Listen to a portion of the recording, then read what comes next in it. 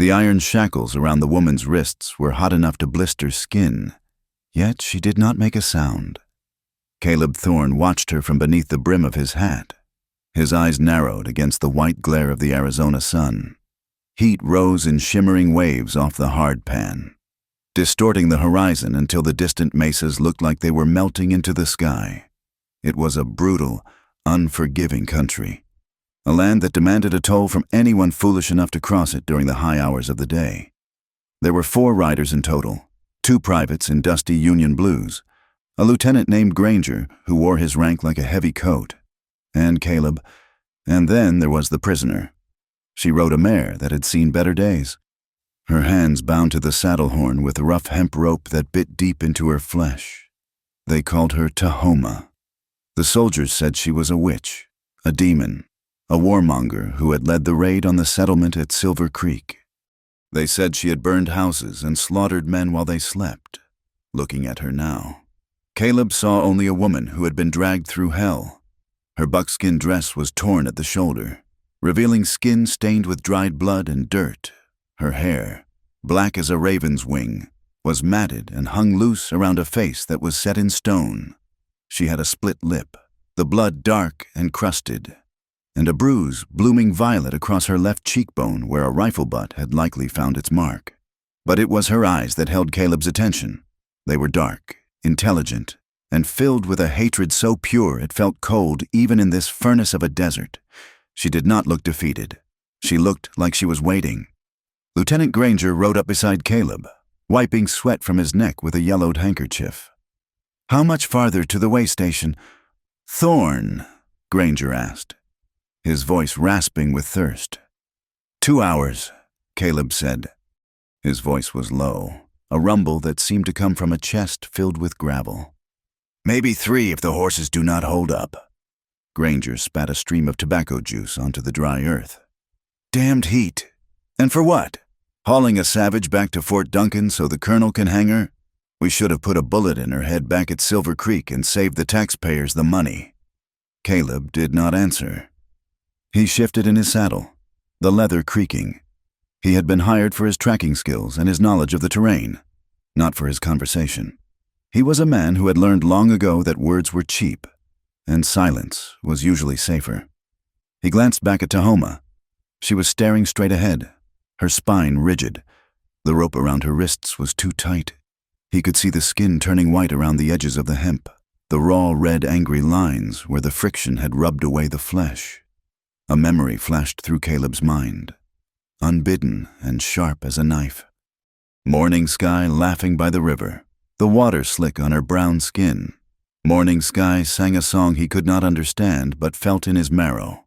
Morning sky lying still in the dirt, her eyes open to a sky that did not care.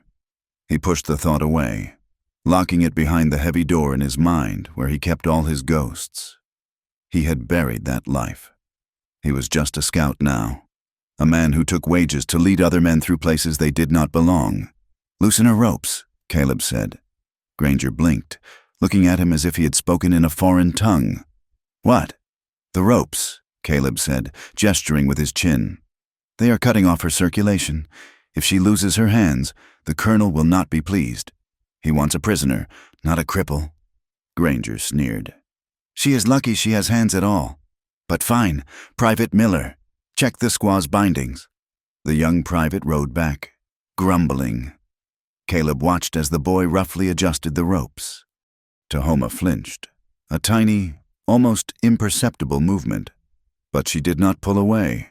She did not give them the satisfaction of showing pain.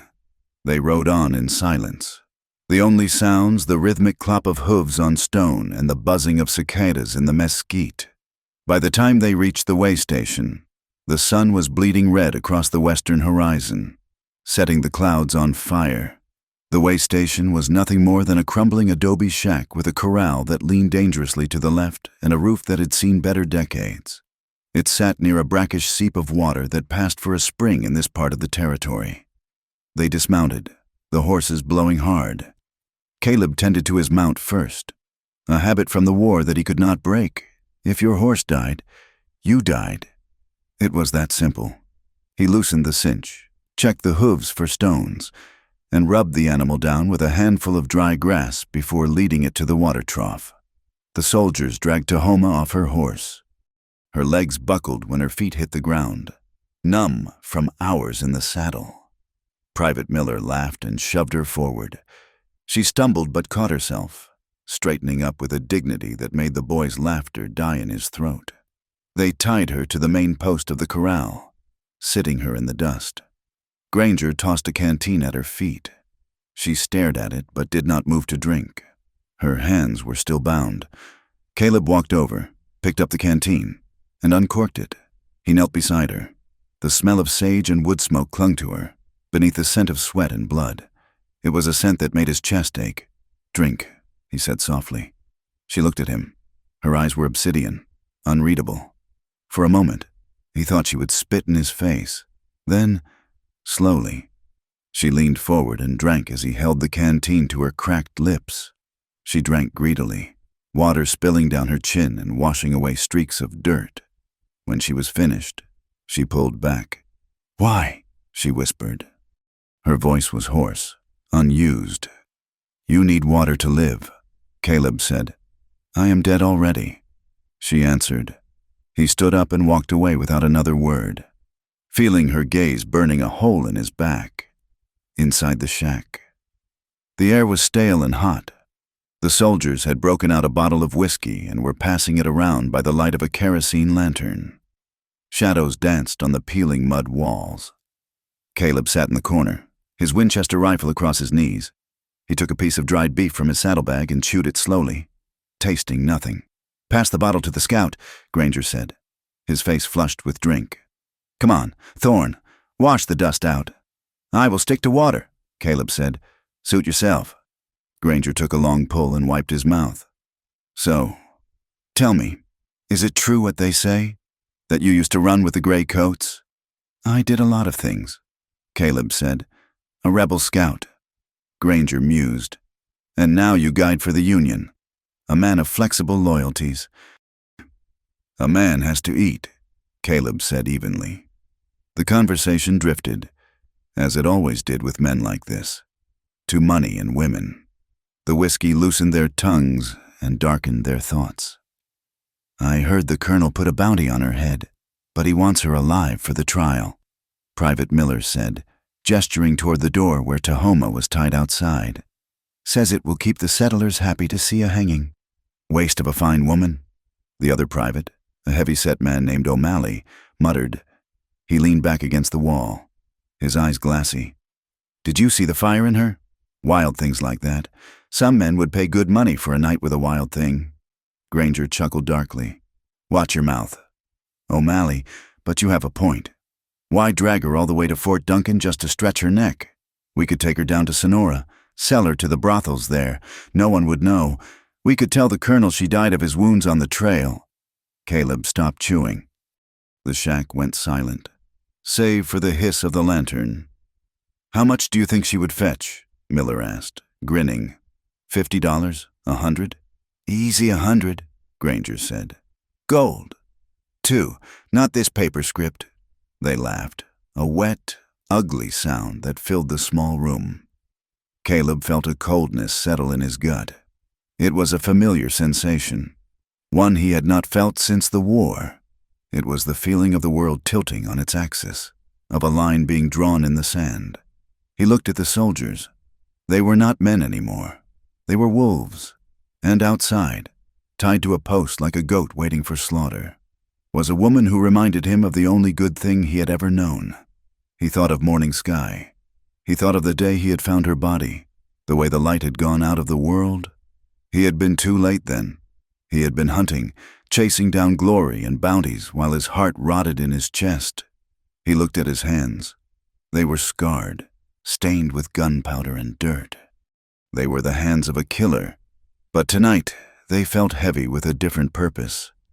"You are talking about treason," Caleb said quietly. "And kidnapping." Granger's smile vanished. He stared at Caleb, his eyes narrowing. "I am talking about business. Thorne. And you would do well to remember who signs your pay voucher. You get a cut, of course. $20. I do not want your money, Caleb said. Then you keep your mouth shut, Granger snapped. You do your job. You lead us through the canyon tomorrow, and then you can ride off to wherever the hell you came from. Understand? Caleb held the lieutenant's gaze for a long moment. Then he nodded. Once. I understand. Granger relaxed, satisfied. Good. O'Malley, take the first watch. Keep an eye on our investment. Caleb did not sleep that night. He sat in the darkness of the shack's doorway, his hat pulled low, watching the silhouette of O'Malley dozing against the corral fence. Beyond him, Tahoma was a shadow against the stars. She did not sleep either. She sat with her knees drawn up to her chest, her head bowed. The desert night was cold, a sharp contrast to the day's fury. Coyotes yipped in the distance, their lonely cries echoing off the canyon walls. Caleb gripped the stock of his rifle until his knuckles turned white. He was tired. God, he was so tired. He had spent 10 years wandering this frontier, looking for a way to outrun his past, looking for a bottle deep enough to drown his memories. He had told himself he was done with killing. He had told himself he was done with caring. But as he watched the rise and fall of the Apache woman's shoulders, he knew he was lying. The dawn came bleeding gray and pale over the eastern ridges. The air was still, heavy with the promise of another scorching day. Caleb stood up and stretched, his joints popping. He walked over to the soldiers, who were groaning and blinking in the early light. Time to move, Caleb said. We have a long ride to the canyon.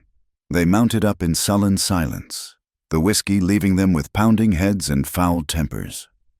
Tahoma was untied from the post and hoisted back onto her mare. She looked frail, her skin gray with exhaustion, but her chin was still high. They rode out of the basin and into the broken country to the north. The land here was a maze of ravines and dry washes, a skeletal landscape of rock and thorn. Caleb led the way. He kept his pace steady, his eyes scanning the horizon. He knew this land better than he knew the lines on his own palm.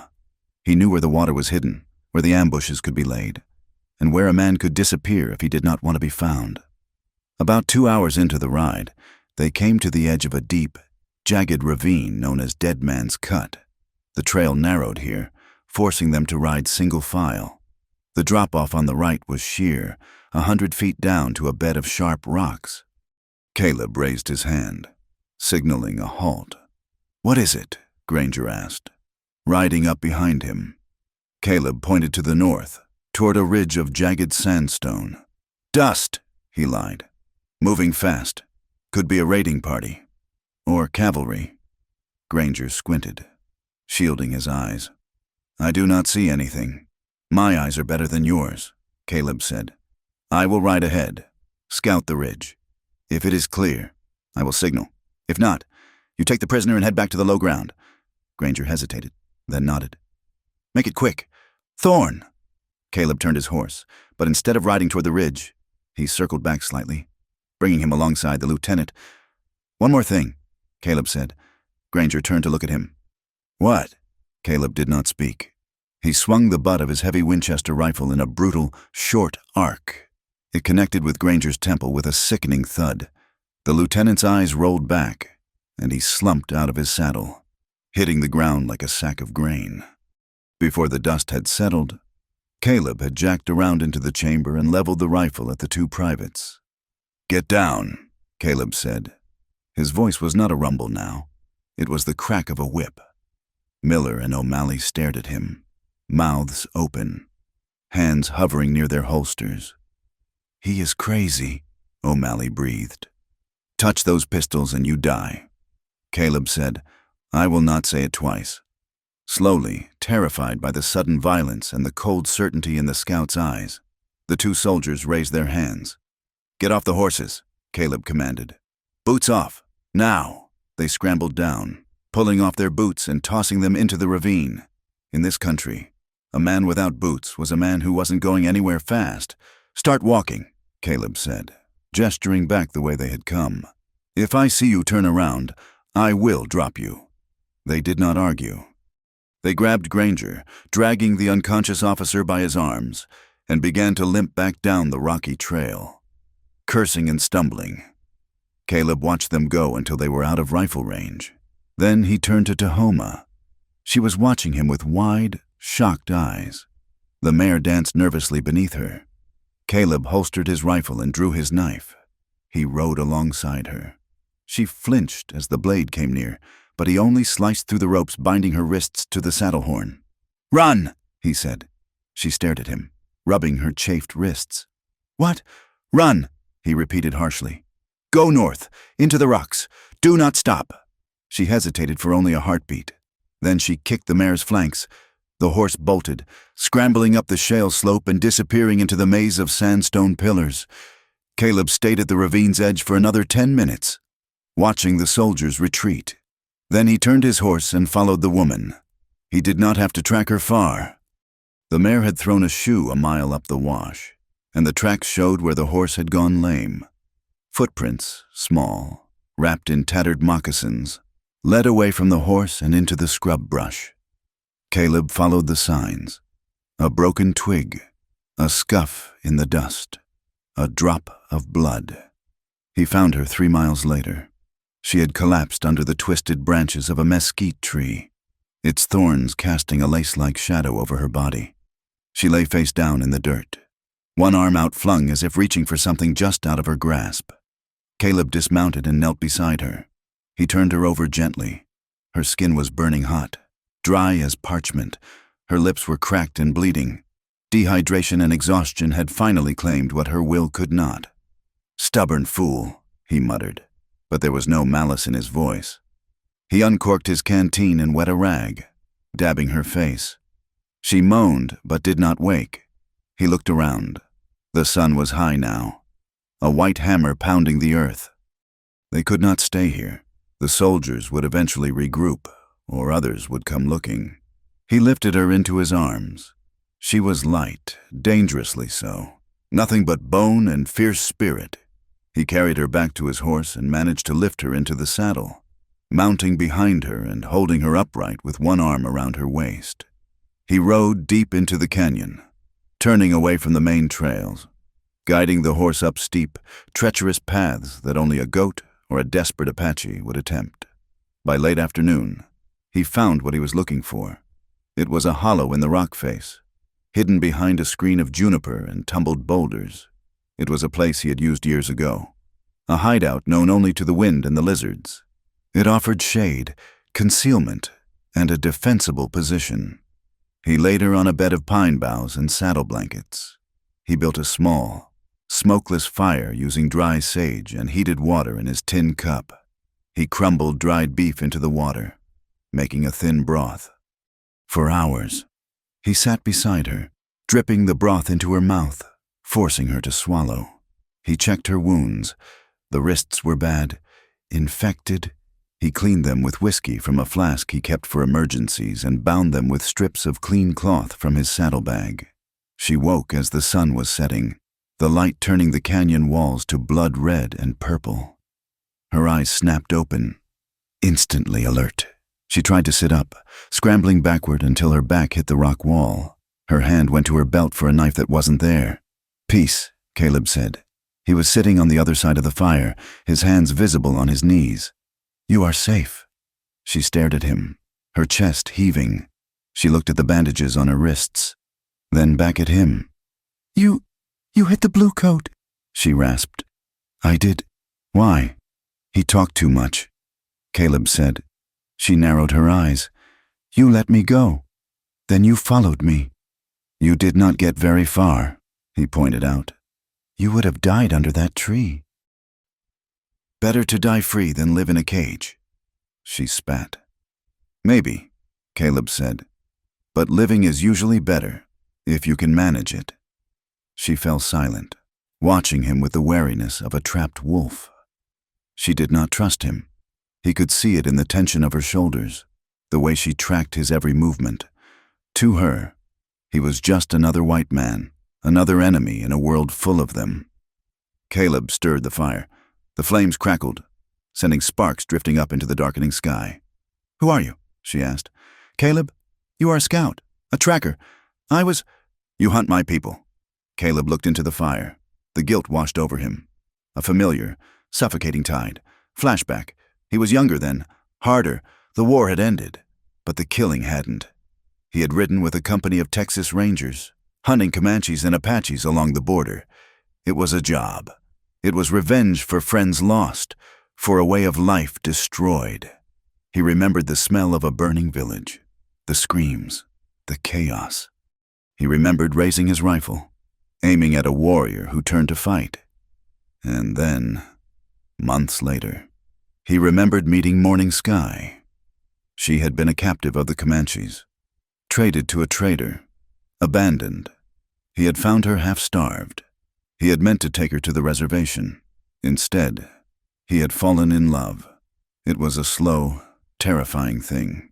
It broke him apart and put him back together differently. She had taught him the language of the land.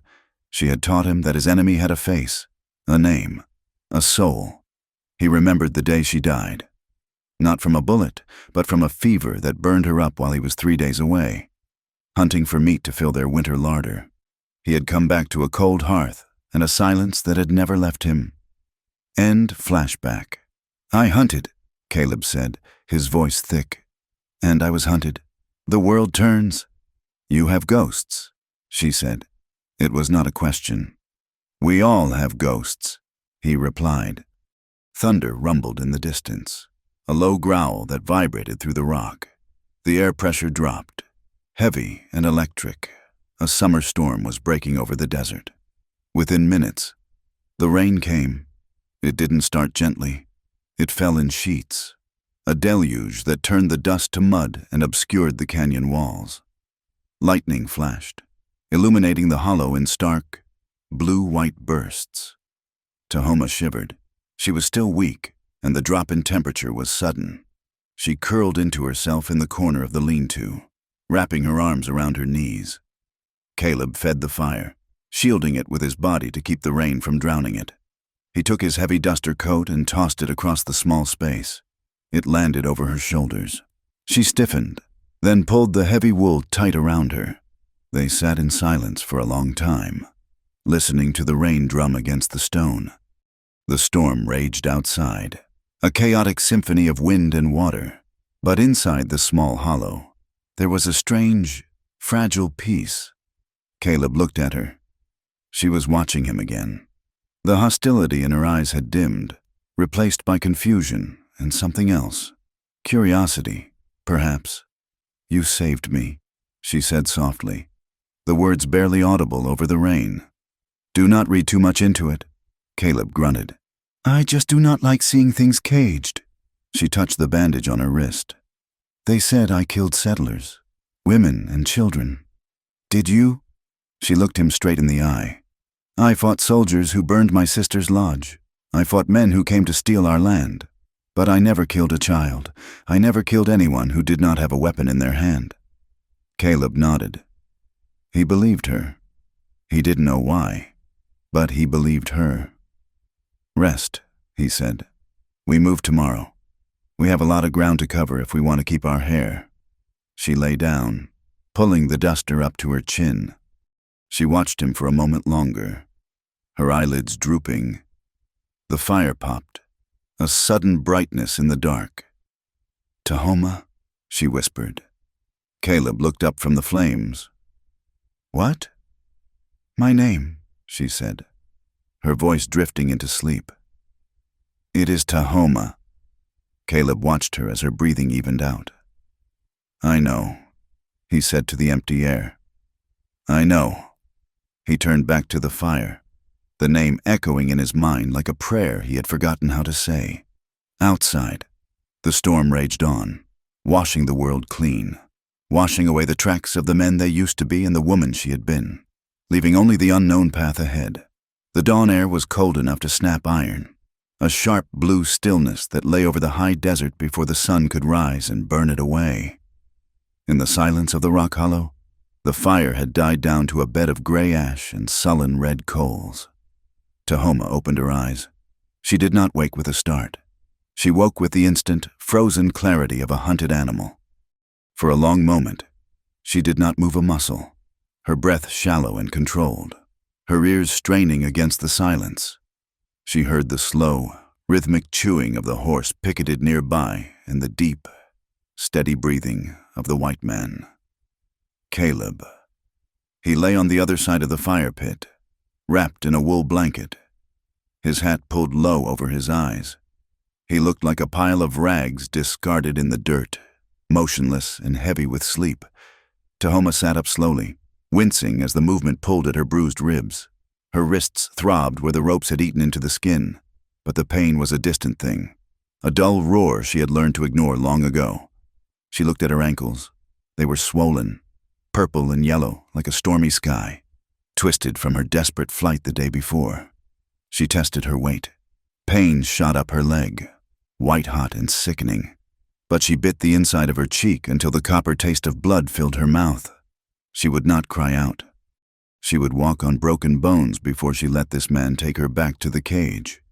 She stood, swaying slightly.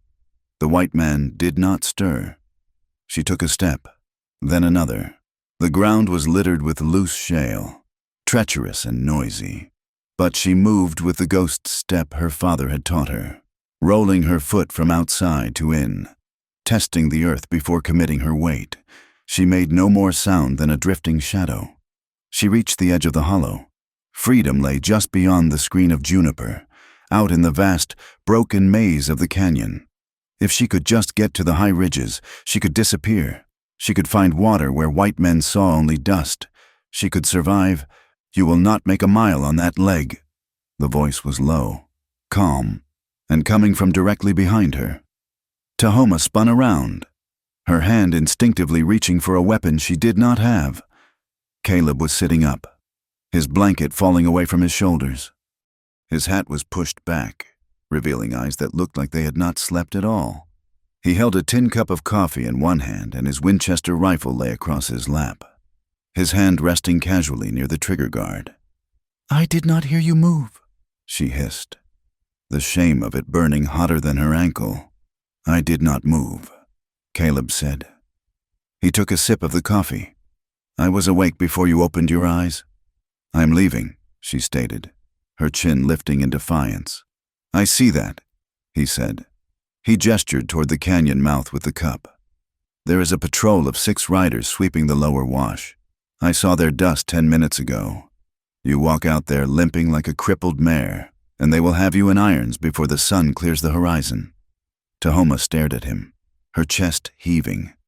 She looked out at the landscape, then back at him. She knew he was telling the truth. She could feel the vibration of men on the land, a distant disturbance in the air. "Why do you care?" she asked bitterly. "You are one of them." "I am not one of them," Caleb said, his voice hardening. "And I am not one of you. I am just a man trying to drink his coffee in peace." He stood up, and she flinched. Stepping back, he ignored her fear, walking over to the saddlebags resting against a rock. He pulled out a strip of dried venison and tossed it to her. She caught it out of reflex. "Eat," he ordered. "Then we ride. We need to put 10 miles of rock between us and that patrol."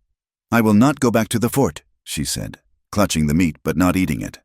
"I will die first." Caleb stopped and looked at her. The morning light caught the sharp angles of his face, the gray in his beard, the weary set of his mouth. "I am not taking you to the fort," he said. "Then where?" "North," he said. "To the high country. To the Apache lands." Tahoma froze. The Apache lands were forbidden territory now, a place of ghosts and broken treaties. But it was home. It was the only place she could truly disappear. But why would a white scout take her there? "Why?" she demanded. "Because I am tired of this," Caleb said, waving a hand at the desert, at the invisible soldiers, at the world in general. "And because you remind me of someone who deserved better than she got." He stepped closer, his eyes locking onto hers. "But we made a deal. You and I will get you to the pines. I will keep the bluecoats off your trail. I will feed you and tend that ankle until you can run on it." "And in return?" she asked, her eyes narrowing. "In return," Caleb said. "You do not put a knife in my throat while I sleep. You do not run off and get us both killed. We rode together. We watch each other's backs. Until the high country. Do we have an accord? Tahoma looked at him. She searched his face for the lie, for the deceit that all white men carried in their hearts like a hidden blade. She saw exhaustion. She saw sadness. She did not see a lie. She nodded once, sharp and quick. An accord. They rode double on Caleb's big bay gelding, a horse he simply called Horse, for he was a man who had no use for sentimental names. Tahoma sat behind the saddle, her arms wrapped tentatively around Caleb's waist to keep from falling as they navigated the steep, crumbling trails of the canyon. The land here was a skeletal ruin of red rock and white dust. Great mesas rose up like altars to forgotten gods, flat-topped and imposing against the relentless blue of the sky. The heat was a physical weight, pressing down on their shoulders, drying the moisture from their mouths with every breath. For 3 days, they moved like ghosts. They avoided the main trails, sticking to the high ridge lines where the wind scoured the rock clean of tracks. When they had to cross the open desert floor, Caleb brushed their trail away with a branch of sage, riding backward for 100 yards at a time to confuse any tracker who might be following. They spoke little. Words took water, and water was precious. But in the silence, Tahoma watched him. She had known many men, warriors of her own tribe, soldiers who had captured her, traders who had looked at her with greedy eyes. Caleb was unlike any of them. She watched how he made coffee in the evenings, a ritual he performed with the seriousness of a ceremony. He ground the beans himself with the butt of his knife against a flat stone, boiling the water 3 times before settling the grounds with a splash of cold water. He drank it black and bitter, closing his eyes for a moment with the first sip as if it were a prayer. She watched how he treated the horse. Most white men rode their animals until they broke, spurring them until their flanks ran with blood. Caleb never used spurs. He guided the big gelding with the pressure of his knees and soft clicks of his tongue. At night, before he ate his own meager ration of beans and hardtack, he rubbed the horse down, checking every inch of its legs for swelling, picking stones from its hooves with gentle hands. He spoke to the animal more than he spoke to her, and she watched how he slept. He laid his bedroll out away from the fire, in the shadows. He slept on his back, his hat over his face, but his right hand always rested on the stock of the rifle across his chest. He did not move in his sleep. He lay as still as a corpse, waking at the snap of a twig or the shift of the wind. He was a man who expected death to come for him in the dark. On the 4th night, they camped in the lee of a sandstone overhang. The wind had died down, and the desert was vast and silent under a canopy of stars so bright they looked like spilled milk.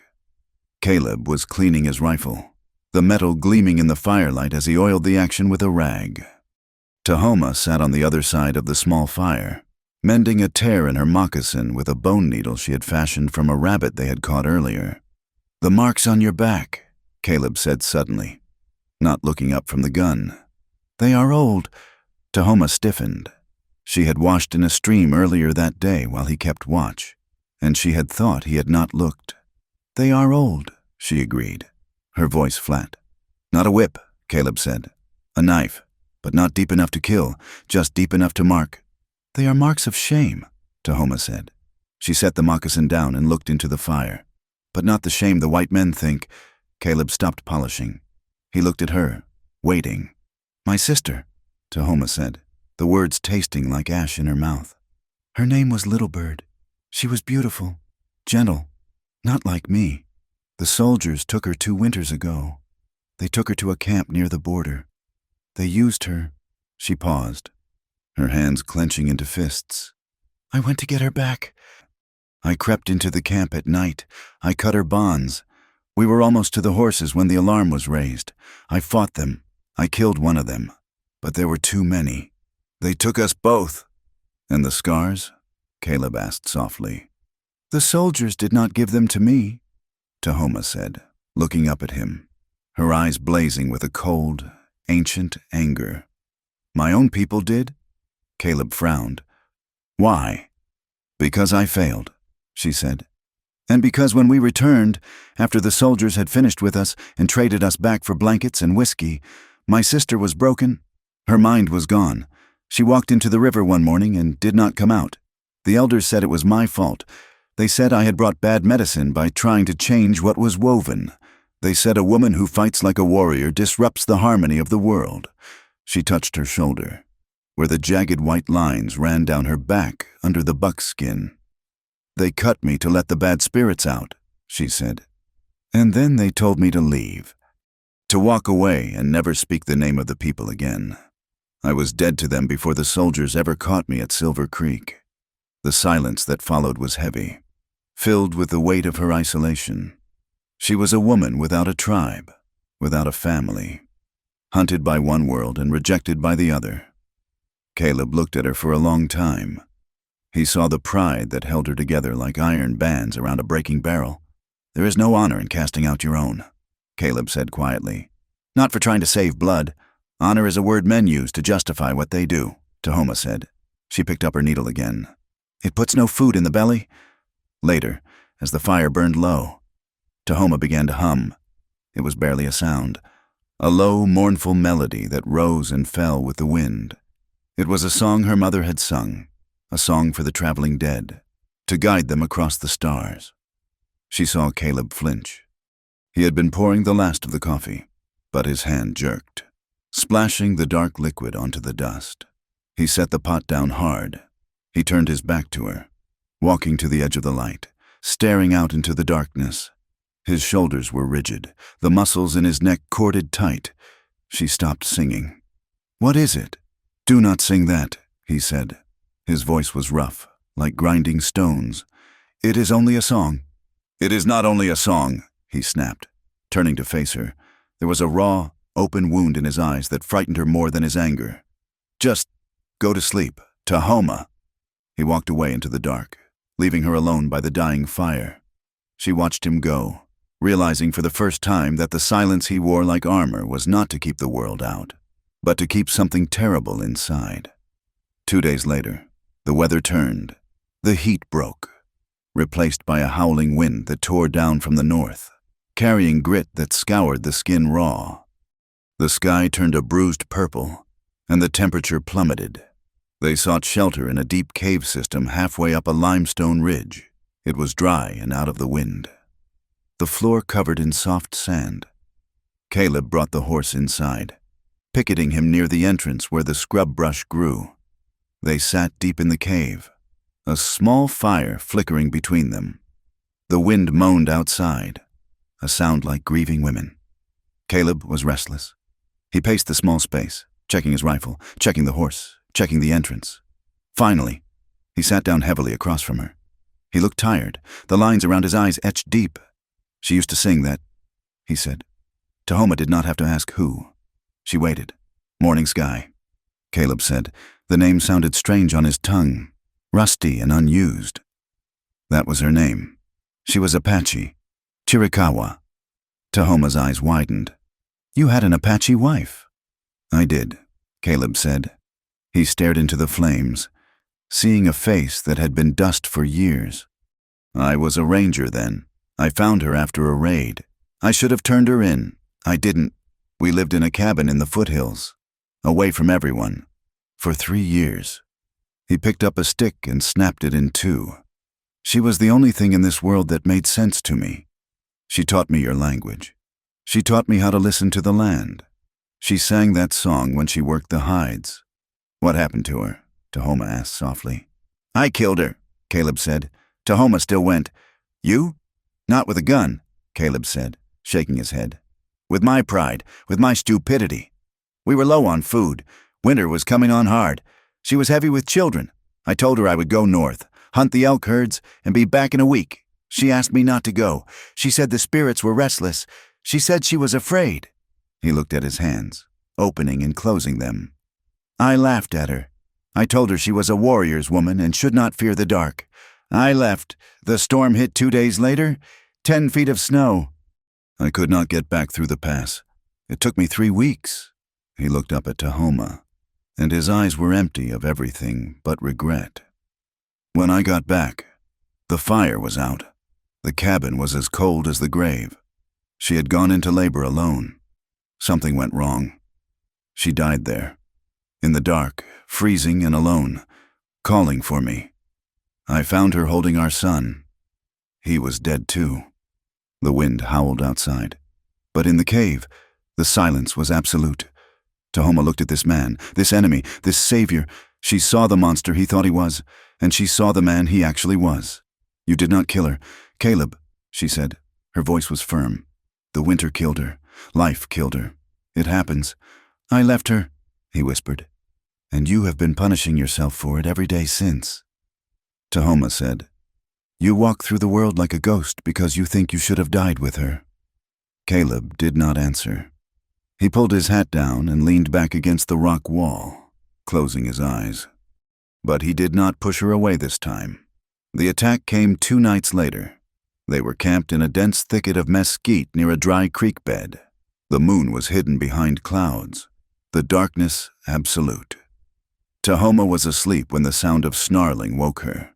It was a vicious, wet sound, followed by the terrified scream of the horse. She scrambled up, grabbing a heavy branch from the firewood pile. Caleb was already moving, his rifle a blur in the darkness. A shape launched itself out of the brush, a massive, gaunt dog, wild and rabid, foam dripping from its jaws. It was starving, desperate, and driven by the madness of the sickness. It ignored the horse and lunged straight for Tahoma. She swung the branch, but the beast was too fast. It ducked under the blow, snapping at her legs. She stumbled back, falling over a saddlebag. The dog leaped, its jaws aiming for her throat. A dark shape slammed into the beast in midair. Caleb hit the dog with the force of a landslide, knocking it away from Tahoma. The two of them rolled in the dirt, a tangle of limbs and teeth. The dog snarled, sinking its teeth into Caleb's forearm. Caleb didn't scream. He grunted, a low, guttural sound of effort. He jammed his forearm deeper into the dog's mouth to keep it from tearing out, while his other hand found the heavy Bowie knife at his belt. There was a flash of steel in the darkness, a sickening wet thud, and then another. The dog convulsed and became limp. Caleb shoved the carcass off him and staggered to his feet, breathing hard. He clutched his left arm. Blood was streaming down his sleeve, black in the night. "Caleb!" Tahoma scrambled to him. "I am fine," he gasped, swaying. "Check the horse." "Sit down," she commanded. She took his arm, guiding him to the firelight. She threw more wood on the coals until they flared up. The wound was ugly. The dog's teeth had torn through the canvas of his coat and the flesh beneath. It was deep and jagged. "Fire," she said. "I need fire and water." She worked with trembling hands, but her mind was clear. She cut away the sleeve of his shirt. She washed the wound with water from the canteen, scrubbing it out even as Caleb hissed through his teeth. Then she took his knife, held the blade in the fire until it glowed red, and looked at him. "This will hurt," she said. "Do it," Caleb said, bracing himself against a rock. She pressed the hot steel to the wound. The smell of singed meat filled the air. Caleb's back arched, his jaw clenched so tight she thought his teeth would shatter, but he did not cry out. When it was done, she bound the arm with clean strips from her own petticoat. He slumped back, sweat beading on his forehead, his face pale. "You are a fool," she said, her voice shaking. "It would have killed me." "Better me than you," he mumbled, his eyes closing. "I have lived long enough." "Do not say that," she said fiercely. She placed a hand on his forehead. He was burning up, but it was from the pain, not fever yet. She sat beside him all night, watching his chest rise and fall. She kept the fire high to ward off other predators. She held his good hand, feeling the calluses, the roughness of it. Toward dawn, the pain eased enough for him to sleep deeply. Tahoma lay down beside him, close enough to share his warmth. The desert air was cold, but he was like a furnace. She looked up at the sky. The clouds were breaking, revealing the slow, majestic wheel of the stars. She felt small beneath them, but for the first time in years, she did not feel alone. Caleb stirred. His eyes opened, hazy with sleep. He turned his head and looked at her. They were inches apart. She could see the flecks of gold in his gray eyes. He reached out with his good hand.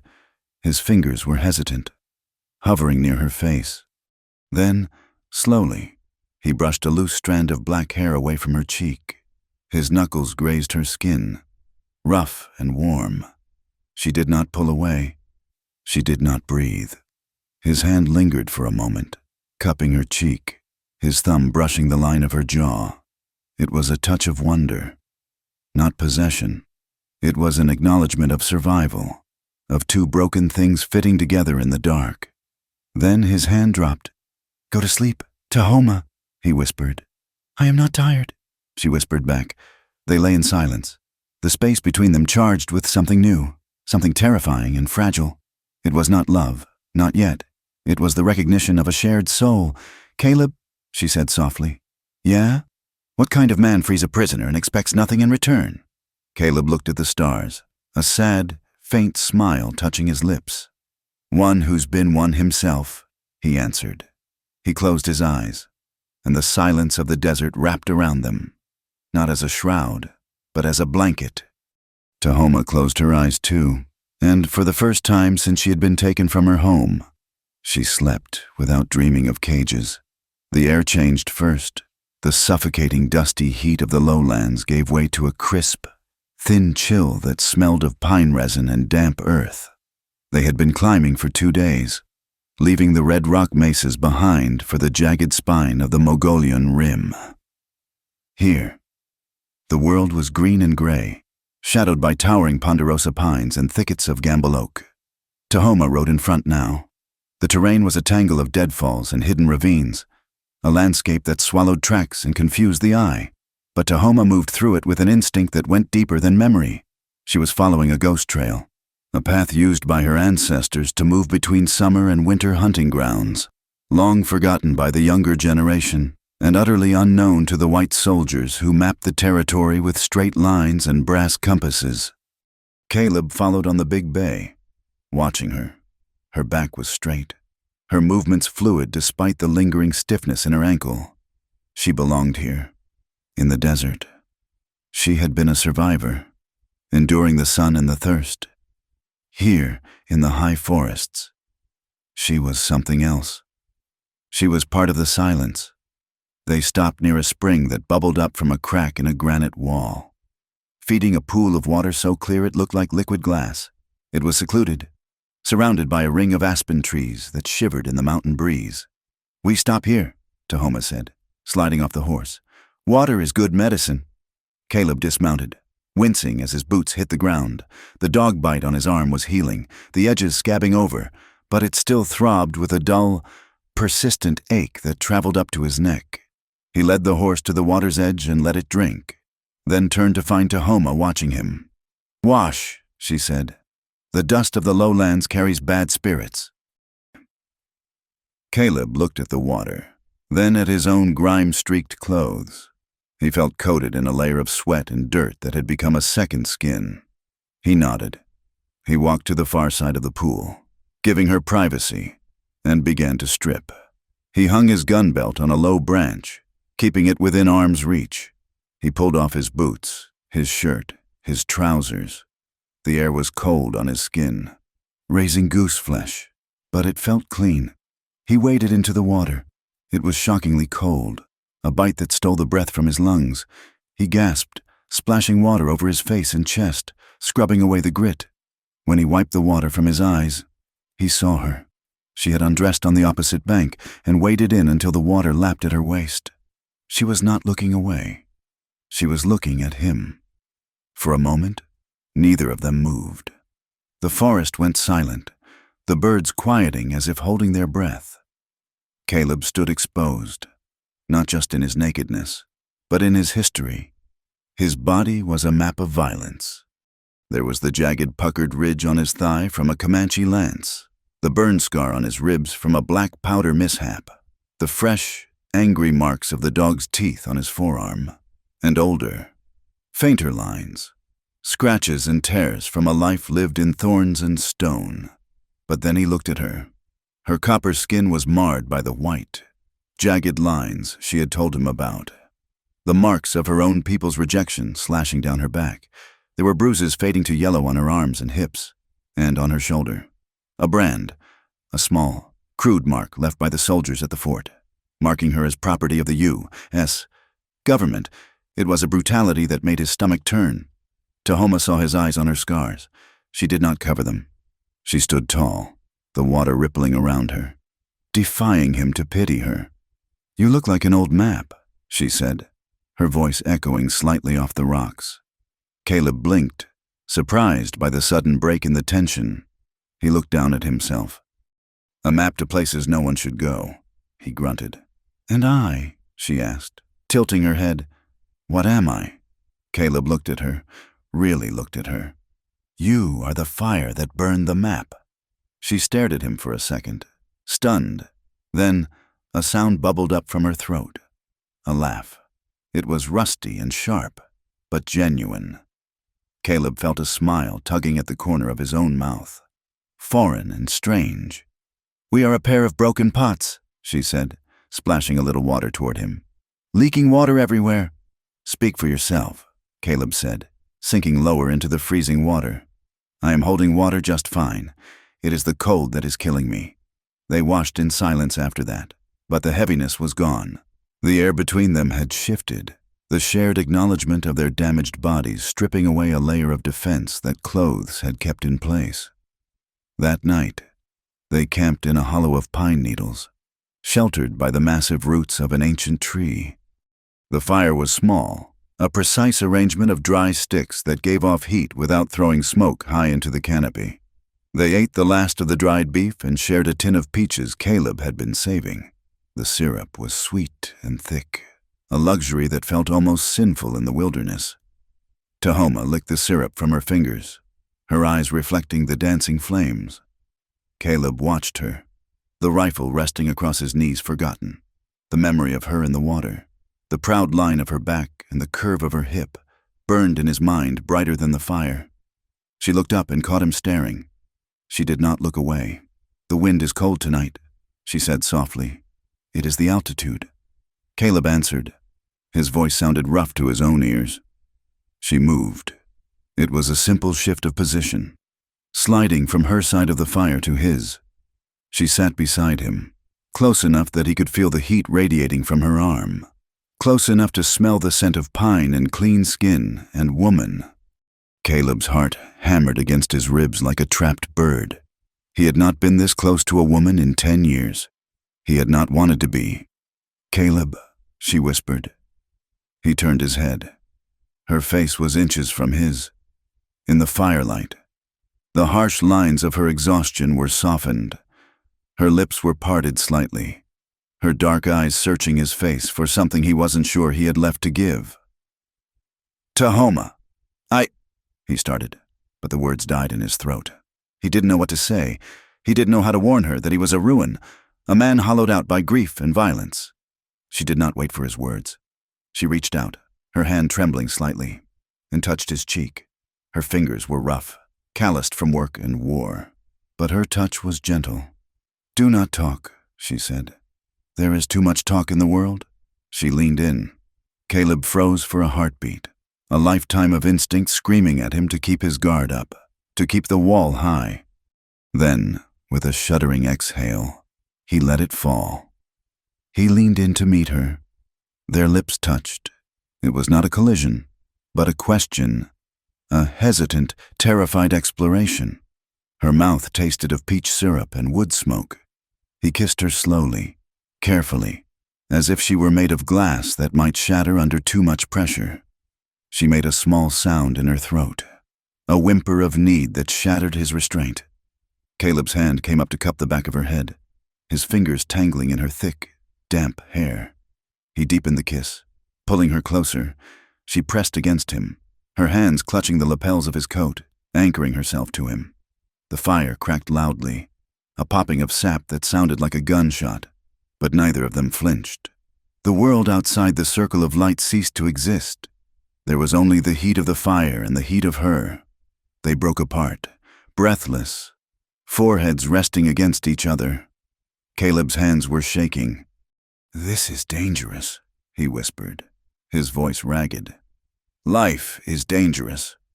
Tahoma replied, "This is just life." They did not sleep apart that night. They lay side by side on the bed of pine boughs, wrapped together in the blankets against the mountain chill. They slept fitfully, waking to the sound of the wind or the hoot of an owl, seeking the reassurance of the other's warmth before drifting back off. The dawn came gray and silent, a ghost light filtering through the trees. Caleb woke to find Tahoma watching him. Her eyes were clear, her expression solemn. She did not smile, but she did not pull away when he shifted, his leg brushing hers. She sat up slowly, the blanket falling to her waist. She wore only her thin cotton chemise, the buckskin dress folded nearby. She looked at him, a question in her eyes that went beyond words. Then, with a steady hand, she reached for the ties of her chemise. Caleb reached out and stopped her hand. "You do not have to do this," he said. "I did not save you for this. I know," she said. "That is why I want to—" She moved his hand away and undid the ties. She pulled the fabric over her head and tossed it aside. She sat naked in the gray light, beautiful and scarred and utterly real. "I want to feel something other than pain," she whispered. "I want to remember what it is to be a woman, not just a prisoner." Caleb sat up. He unbuttoned his shirt, his fingers clumsy. He pulled off his boots and trousers, shedding the armor of the scout, the soldier, the killer. He pulled her down to him. It was not a frantic coupling. It was slow, almost agonizingly so. It was a conversation of skin and breath. Caleb moved with a reverence he had not felt since morning sky, touching her as if he were memorizing her. He traced the line of her jaw, the curve of her breast, the jagged scar on her hip. Tahoma met him with a quiet desperation. She arched into his touch, her hands gripping his shoulders, her nails digging into his skin. She did not close her eyes.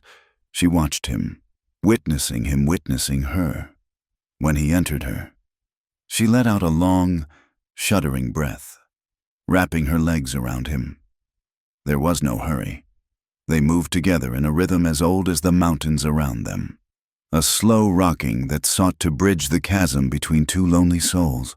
It was an ache, a sweet, sharp pain of release. It was the feeling of thawing after a long, hard winter. Caleb buried his face in the crook of her neck, breathing in her scent, feeling the pulse of her life against his lips. When it was over, they lay tangled together, their breathing slowing in unison. The sun was cresting the ridge now, sending shafts of gold through the trees, illuminating the dust motes dancing in the air. For a long time, there was peace, a rare, fragile silence where the ghosts did not scream and the past did not bite. Then, the world rushed back in. Caleb rolled onto his back, staring up at the canopy. The weight of what he had done settled onto his chest. He looked at Tahoma, who was lying with her eyes closed, her face peaceful. Guilt, sharp and cold, pierced him. He was a white man, a former soldier. He was leading her into a wilderness that might kill her. And now he had taken her to his bed. Was he any better than the men at the fort who had spoken of selling her? Was he just another man taking what he wanted because he could? He sat up abruptly, reaching for his trousers. Tahoma opened her eyes. The peace vanished instantly, replaced by the wary mask she wore like a shield. "What is wrong?" she asked. "We need to move," Caleb said, his voice tight. He did not look at her. "The sun is up. We are burning daylight." He dressed quickly, buckling his gun belt with a snap. He began to kick dirt over the fire, his movements jerky and angry. Tahoma watched him for a moment, confusion clouding her face. Then, understanding dawned, or what she thought was understanding. She saw his shame, and she took it as regret. Regret for touching her. Regret for lowering himself to lie with an Apache. She sat up and reached for her dress. She pulled it on quickly, her movements efficient and sharp. She braided her hair with swift, violent tugs. She did not speak. She did not look at him. She packed her bedroll and stood by the horse, her back rigid. The distance between them, bridged only moments ago, was now a canyon wider than the one they had crossed. They rode for 2 hours in a silence that felt like suffocating. Caleb rode with his eyes scanning the ridgeline. His jaw set so hard his teeth ached. He wanted to say something. He wanted to tell her it wasn't her. It was him. It was his own broken honor, but the words wouldn't come. They were crossing a narrow saddle of land between 2 peaks, a rocky spine exposed to the sky. To their left, the ground dropped away into a steep scree slope. To their right, a dense thicket of scrub oak and boulders offered cover. The crack of the rifle was the first warning. A bullet whizzed past Caleb's ear, sounding like an angry hornet, and slapped into the rock face behind him. "Down!" Caleb roared. He threw himself off the horse, dragging Tahoma with him. They hit the hard ground just as a second shot rang out, kicking up dust inches from where Tahoma's head had been a second before. "Get to the rocks!" Caleb yelled, shoving her toward the thicket. He scrambled after her, his Winchester in hand. They dove behind a massive granite boulder just as a volley of gunfire erupted from the ridge above them. Bullets chipped away at the stone, sending razor-sharp fragments of rock flying. "Pinned down," Caleb growled, pressing his back against the granite. He risked a glance around the edge. 3 men were moving down the slope, using the trees for cover. They wore long dusters and wide-brimmed hats, bounty hunters. They moved with the practiced coordination of men who hunted humans for a living. "I see them," Caleb said. 3 of them, 100 yards and closing. "Do you know them?" Tahoma asked. She had drawn a knife from her belt, a butcher knife she had stolen from the trading post days ago. Her eyes were wide but steady. One of the men shouted from the slope, "Thorn, we know it is you! Give us the girl! The payout is dead or alive, but the colonel prefers alive. You can ride away." Caleb recognized the voice. It was a man named Silas Vane, a tracker from Tucson with a reputation for skinning his kills. "Go to hell! Silas!" Caleb shouted back. He levered around into the chamber. "Have it your way, you traitorous son of a bitch!" Gunfire erupted again. "Stay here," Caleb told Tahoma. "Keep your head down." He rolled out from the cover of the boulder, firing 3 rapid shots. He saw one of the men stumble, clutching his thigh, but the man kept coming. Caleb ducked back as a bullet tore through the sleeve of his coat, grazing the skin. "They are flanking us," he hissed. "One is coming around the right." He popped up again, aiming for the man on the right. He squeezed the trigger. The Winchester bucked against his shoulder. The man spun around, arms flailing, and collapsed into the brush. "Silent. 1 down," Caleb muttered, but he had lost track of the 3rd man. A shadow fell over them. Caleb spun around, but he was too slow. A man leapt from the top of the boulder above them, the 3rd hunter. He landed on Caleb, knocking the rifle from his hands. They crashed to the ground, the breath driven from Caleb's lungs. The man was huge, smelling of stale tobacco and sweat. He pinned Caleb down, a heavy Bowie knife gleaming in his hand. He raised it for the killing stroke. "Got you now, boy." The man grunted. Caleb struggled, gripping the man's wrist, but his strength was fading, the knife inching closer to his throat. Suddenly, the man stiffened. His eyes went wide. He let out a gargled choke. Tahoma was on his back. She had moved like a mountain cat. She had no knife in her hand. She had lost it in the scramble. Instead, she held a sharp, jagged splinter of deer bone she had found at their last camp and was sharpening as a tool. She drove the bone into the soft spot between the man's neck and shoulder, driving it down with all her weight.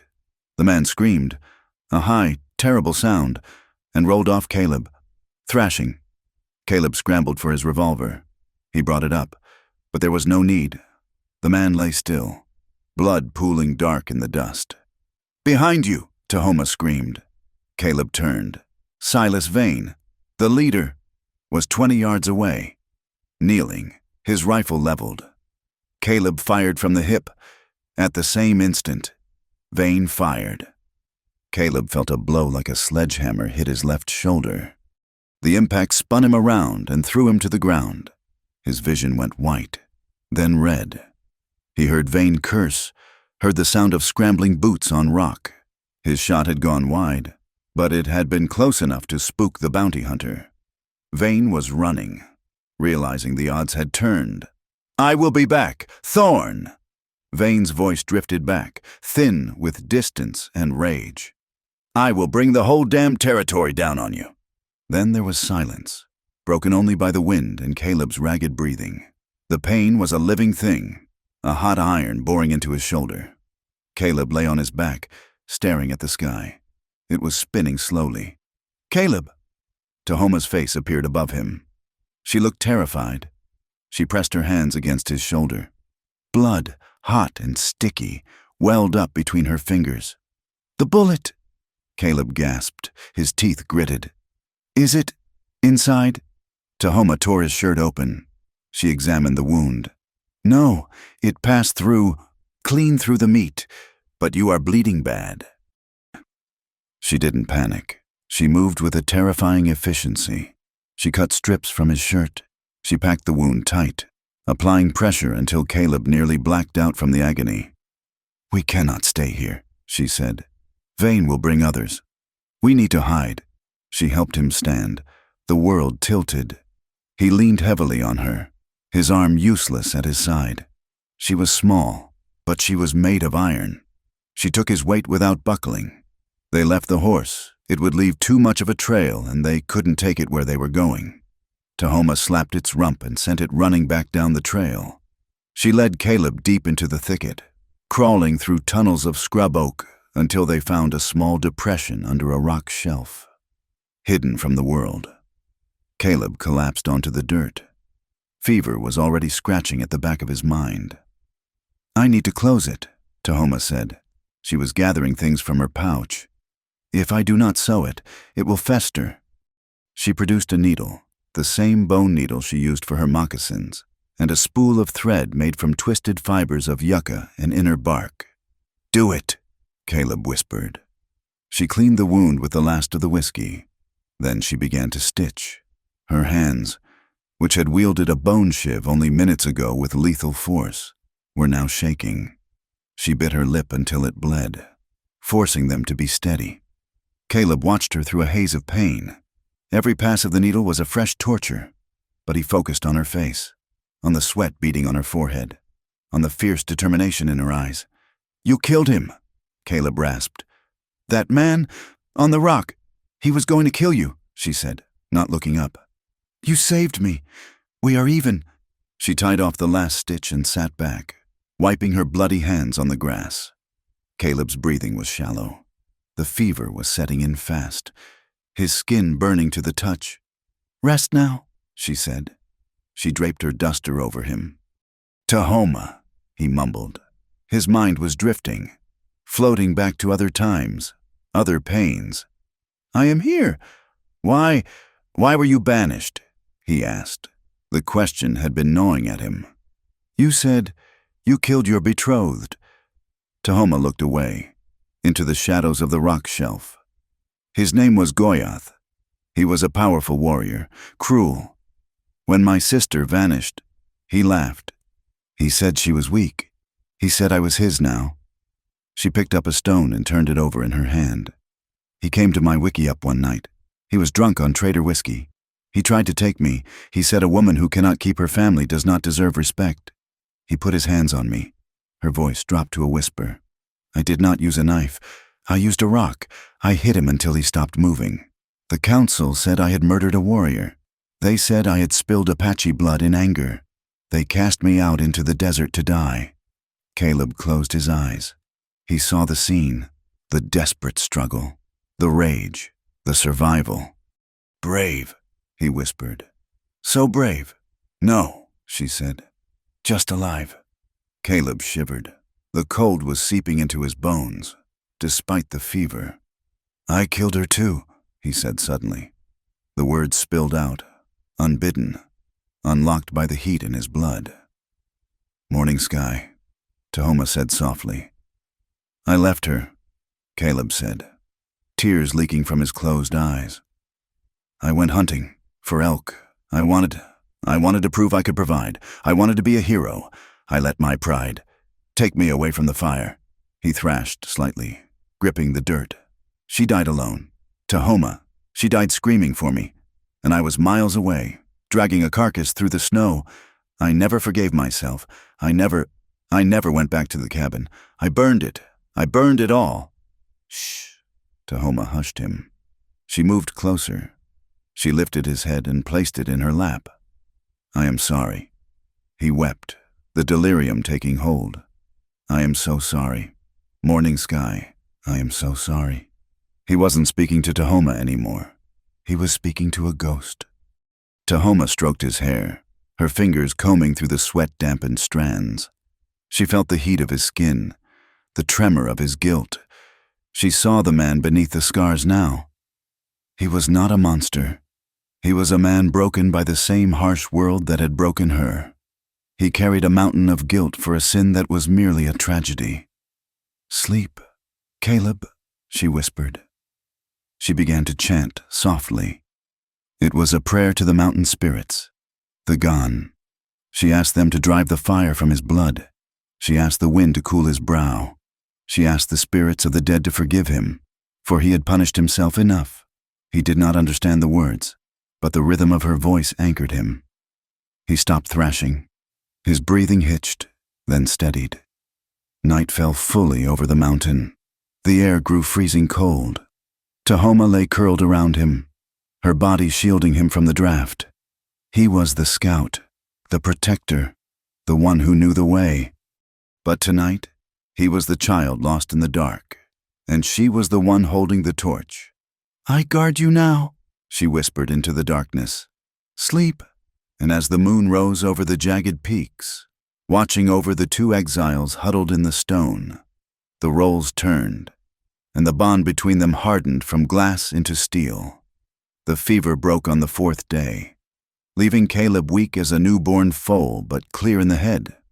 The infection that had threatened to take his arm and his life had retreated, beaten back by the poultices of prickly pear and crushed sage that Tahoma changed with relentless discipline. When they finally moved on, the dynamic between them had shifted. Caleb no longer led. He could barely sit upright in the saddle of the fresh horse they had stolen from a loose string near a logging camp. It was Tahoma who walked ahead, her step light and sure on the pine needles, reading the land like a book written in a language only she understood. They were deep in the high country now, a vast ocean of ponderosa pine and aspen that rolled across the spine of the territory. The air was thin and sharp, smelling of resin and damp earth. It was a place of shadows and silence, far removed from the dusty violence of the lowlands. Tahoma was guiding them toward a memory. She spoke of a cave, a hidden sanctuary tucked behind a waterfall in a box canyon that did not appear on any army map. It was a place her sister, Little Bird, had discovered years ago, a secret they had shared in whispers under the blankets of their wickiup. It was the only place Tahoma could think of where neither white soldiers nor Apache scouts would think to look. Caleb watched her from the saddle. She wore her exhaustion like a heavy cloak, but her spine was steel.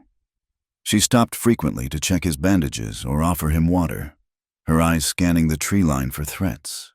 She had become the protector. The realization sat heavy in Caleb's gut, a mix of gratitude and bruised pride, but mostly it was a profound, aching respect. Late in the afternoon, the smell of wood smoke drifted through the trees. Caleb stiffened, his hand dropping instantly to the revolver at his hip. Tahoma froze, her nose testing the wind. Fire, she whispered. Close. Soldiers? Caleb asked, his voice raspy. She shook her head. Too small, no coffee smell, just wood. They moved forward with the caution of ghosts. Through a break in the trees, they saw it, a pathetic, lopsided wagon with a broken axle, stranded in a muddy clearing.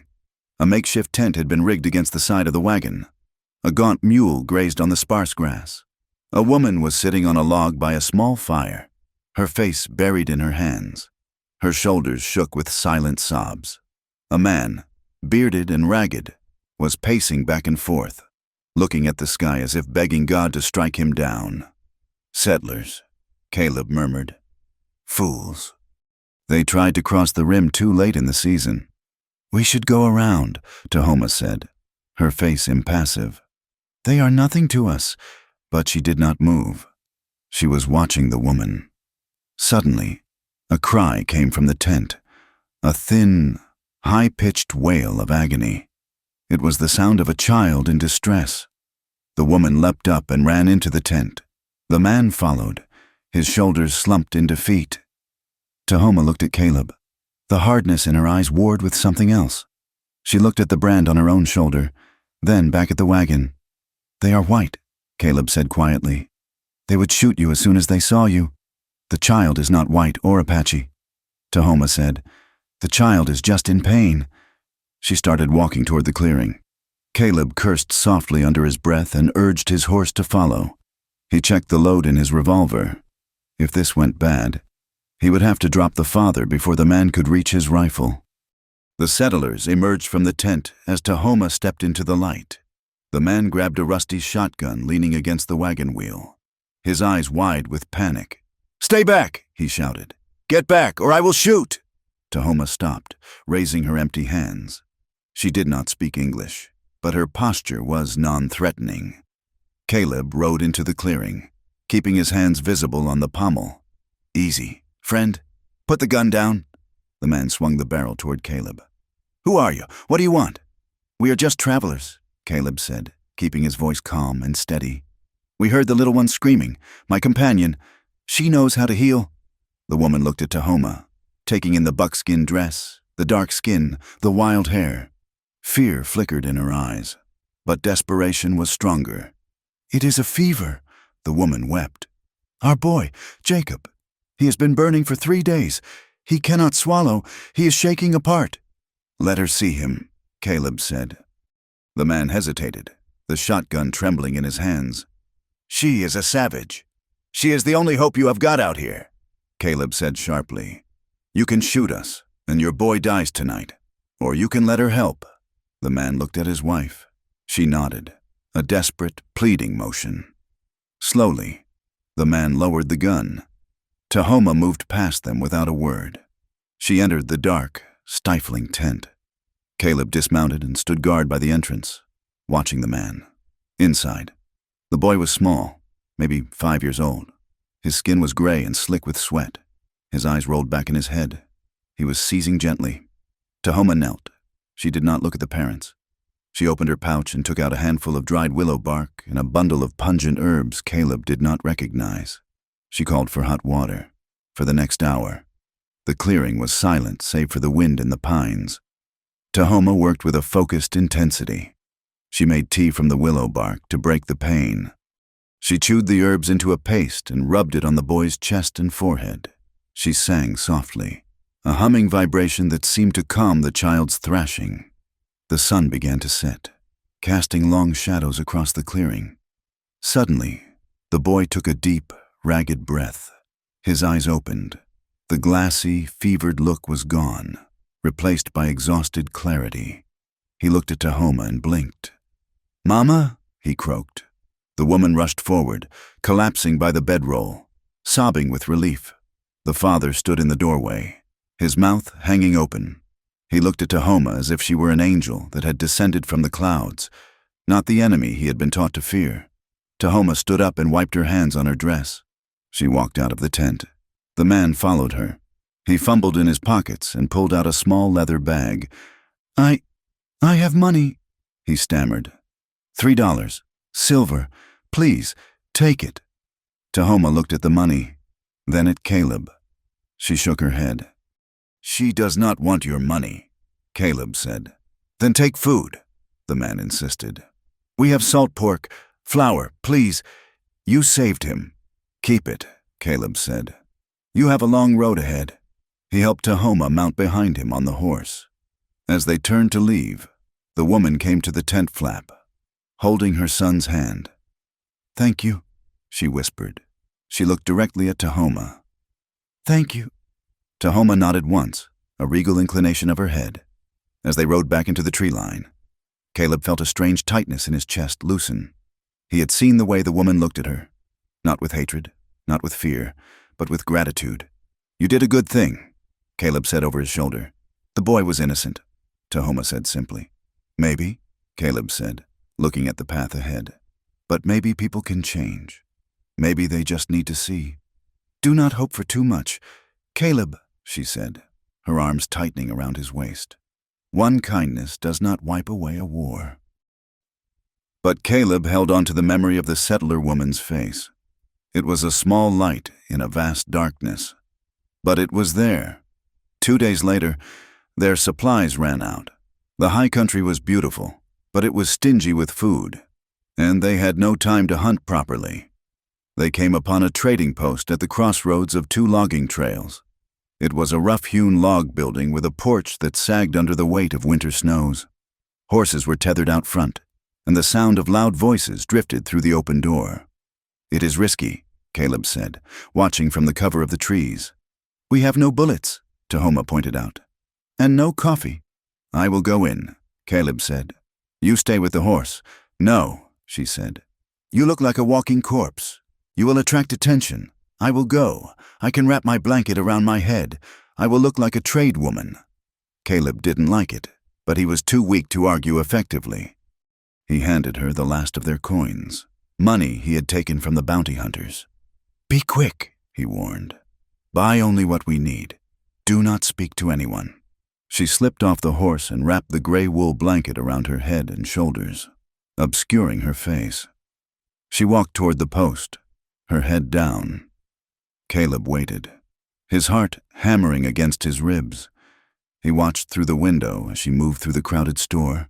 It was filled with loggers, trappers, and a few soldiers on patrol. She moved like a shadow, picking up a sack of flour, a box of cartridges, a tin of coffee. She placed the coins on the counter. The proprietor, a balding man with a red face, swept the money into a drawer without looking at her. She turned to leave. Hey! A hand shot out and grabbed her arm. It was a soldier, a private with a week's worth of stubble and eyes glazed with drink. Hold on there, the soldier slurred.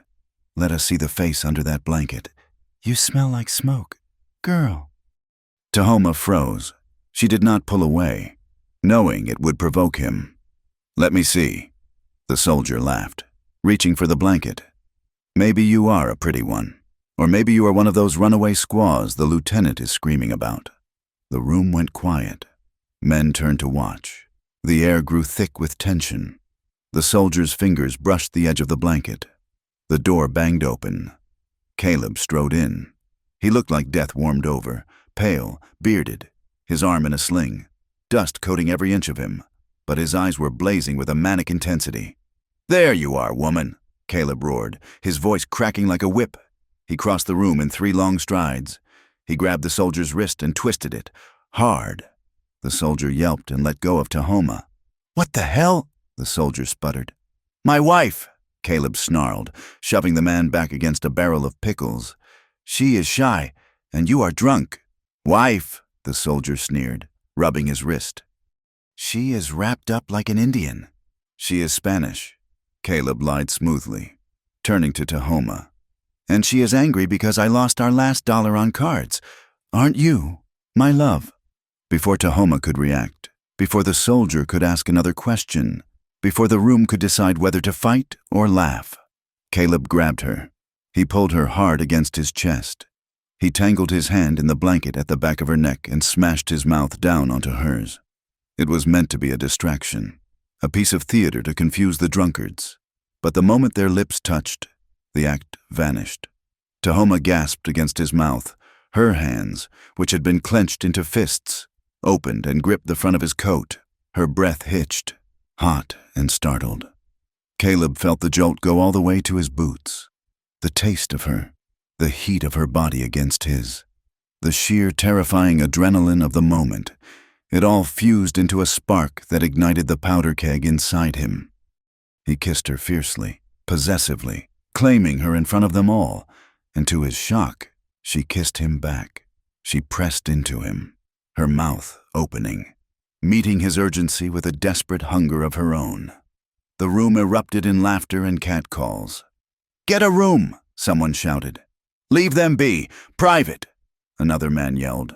Can't you see the man is trying to apologize? Caleb broke the kiss, breathing hard, He kept his arm around her, his eyes challenging anyone to step forward. Tahoma buried her face in his shoulder, hiding her features, but he could feel her trembling. "Let us go," Caleb growled. He swept her out the door. Grabbing the supplies from the counter as they went, they mounted the horse and rode out at a gallop, not looking back until the trading post was a speck in the distance. They didn't stop until they were miles away, deep in a dense grove of aspen trees. Caleb pulled the horse up and slid off. His legs were shaking. He leaned against the trunk of a tree, gasping for air. Tahoma slid down beside him. She dropped the supplies in the dirt. The blanket fell from her shoulders. She looked at him. Her eyes were wide, pupils dilated, dark pools of adrenaline and something else. "You," she started, but her voice failed. "I had to," Caleb rasped. "He was going to see you." "I know." She stepped closer. The air between them was electric, crackling with the residue of danger. The brush with capture had stripped away their caution. They were alive. They were breathing. And they were alone. "Caleb," she whispered. She reached out and grabbed his lapels, pulling him toward her. This time, there was no audience. There was no pretense. He groaned and crashed his mouth against hers. It was raw, desperate. A collision of two people who had been running on the edge of a knife for too long. They stumbled back against the tree. Caleb's hands were everywhere, in her hair, on her waist, gripping her hips. She tore at the buttons of his shirt, her fingers frantic. They sank to the ground among the aspen leaves. There was no slow tenderness this time. It was a fever. It was the need to prove they were still flesh and blood, to drive away the fear of death with the fire of life. They undressed quickly, careless of the cold air. Skin met skin, hot and slick. Tahoma clung to him, her legs wrapping around his waist, her nails digging into his back. She moved against him with a fierce, demanding rhythm. "I'm here," Caleb gasped against her neck. "I am here. Do not let go," she commanded, her voice breaking. "Never let go." They took each other with a hunger that bordered on violence, a desperate affirmation of existence in a world that wanted them dead. When the end came, it was a shattering release that left them both gasping, clinging to one another in the dirt, the silence of the woods rushing back in to cover them. The morning sun brought no warmth, only a hard, revealing light. They were riding through a narrow ravine, the walls of red rock rising high on either side. They were close to the sanctuary now. Tahoma said it was only half a day's ride. Caleb felt a strange sense of foreboding. The woods were too quiet. The birds were not singing. "Tahoma," he said softly. "I feel it too," she whispered. She stopped the horse. They sat motionless, listening. A stone clattered down the canyon wall. Caleb looked up. On the rim of the canyon, silhouetted against the bright sky, stood a figure, then another, and another. They were not soldiers. They did not wear blue. They wore buckskins and red headbands. They carried Winchesters and lances adorned with feathers. "Apache," Caleb breathed. "Tsinotsos," Tahoma whispered, the name of the band slipping from her lips like a curse. "My people." More warriors appeared on the trail ahead of them, blocking the exit. Others emerged from the brush behind. They were surrounded. There was no way to fight. Caleb had 6 bullets left. There were 20 warriors. "Do not draw your gun," Tahoma said, her voice trembling but firm. "They will kill you before you clear leather." A warrior rode forward from the group ahead. He was tall, with a face like carved granite and eyes that held no mercy. He rode a paint horse and carried a lance tipped with iron. Tahoma gasped. "Who is it?" Caleb asked. "Nantan," she said. "My cousin, the war leader." Nantan stopped his horse 10 paces from them. He looked at Tahoma with a mixture of recognition and cold contempt. Then his gaze slid to Caleb, and the contempt turned to hatred. He spoke in Apache, his voice echoing off the canyon walls. It was sharp, guttural, accusing. "He says I'm a traitor," Tahoma translated, her voice devoid of emotion. "He says I have brought a white devil into our lands. He says I guide the enemy to our secret places." "Tell him I am no enemy," Caleb said. "Tell him I saved you." Tahoma lifted her chin. She spoke back to Nantan, Her voice rose, defiant and fiery. She gestured to Caleb, then to the scars on her own arms. She pointed to the south, back toward the fort. Nantan listened, his expression unmoving. When she finished, he laughed, a harsh, barking sound. He spoke again, pointing the lance at Caleb's chest. "He says a white man does not save an Apache unless he wants something," Tahoma said, tears standing in her eyes. "He says you are my owner, that I am your dog." "Tell him the truth," Caleb shouted. "I am," she cried. "But they only see what they want to see. They see a woman who is banished riding with a blue-coat scout." Nantan barked a command. The warriors raised their rifles. The ominous click of hammers being cocked filled the canyon. Nantan spoke one final time. He offered a choice. Tahoma turned to Caleb.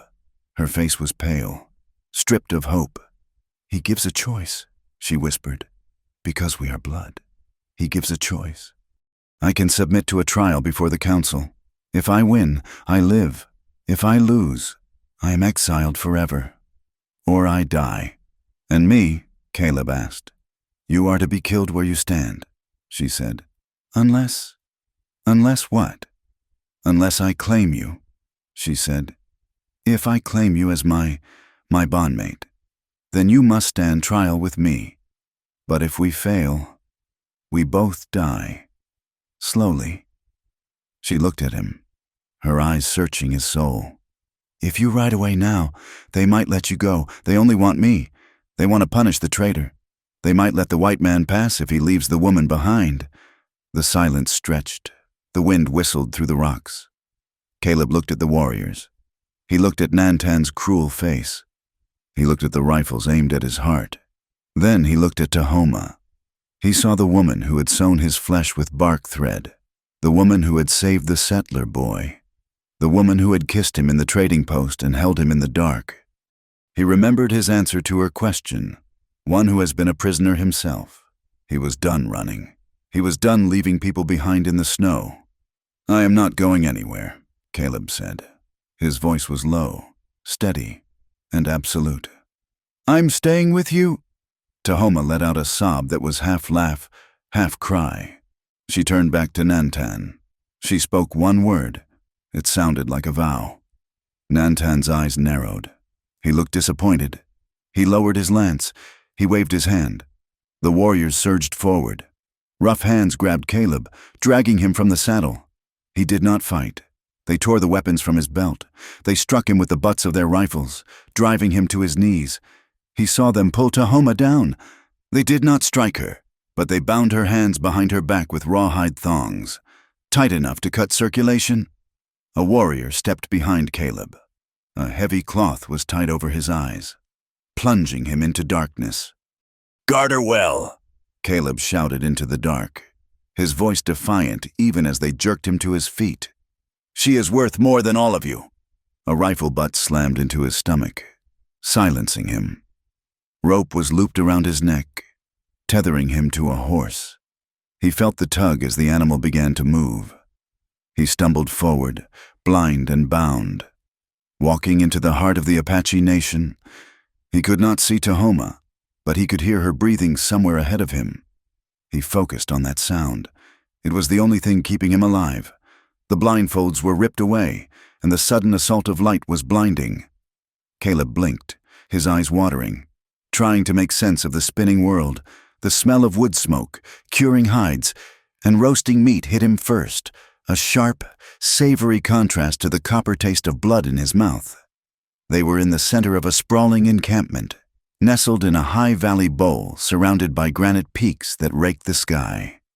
Wickiups made of brush and canvas were arranged in concentric circles, and dozens of people, men, women, children, had gathered to stare at the captives.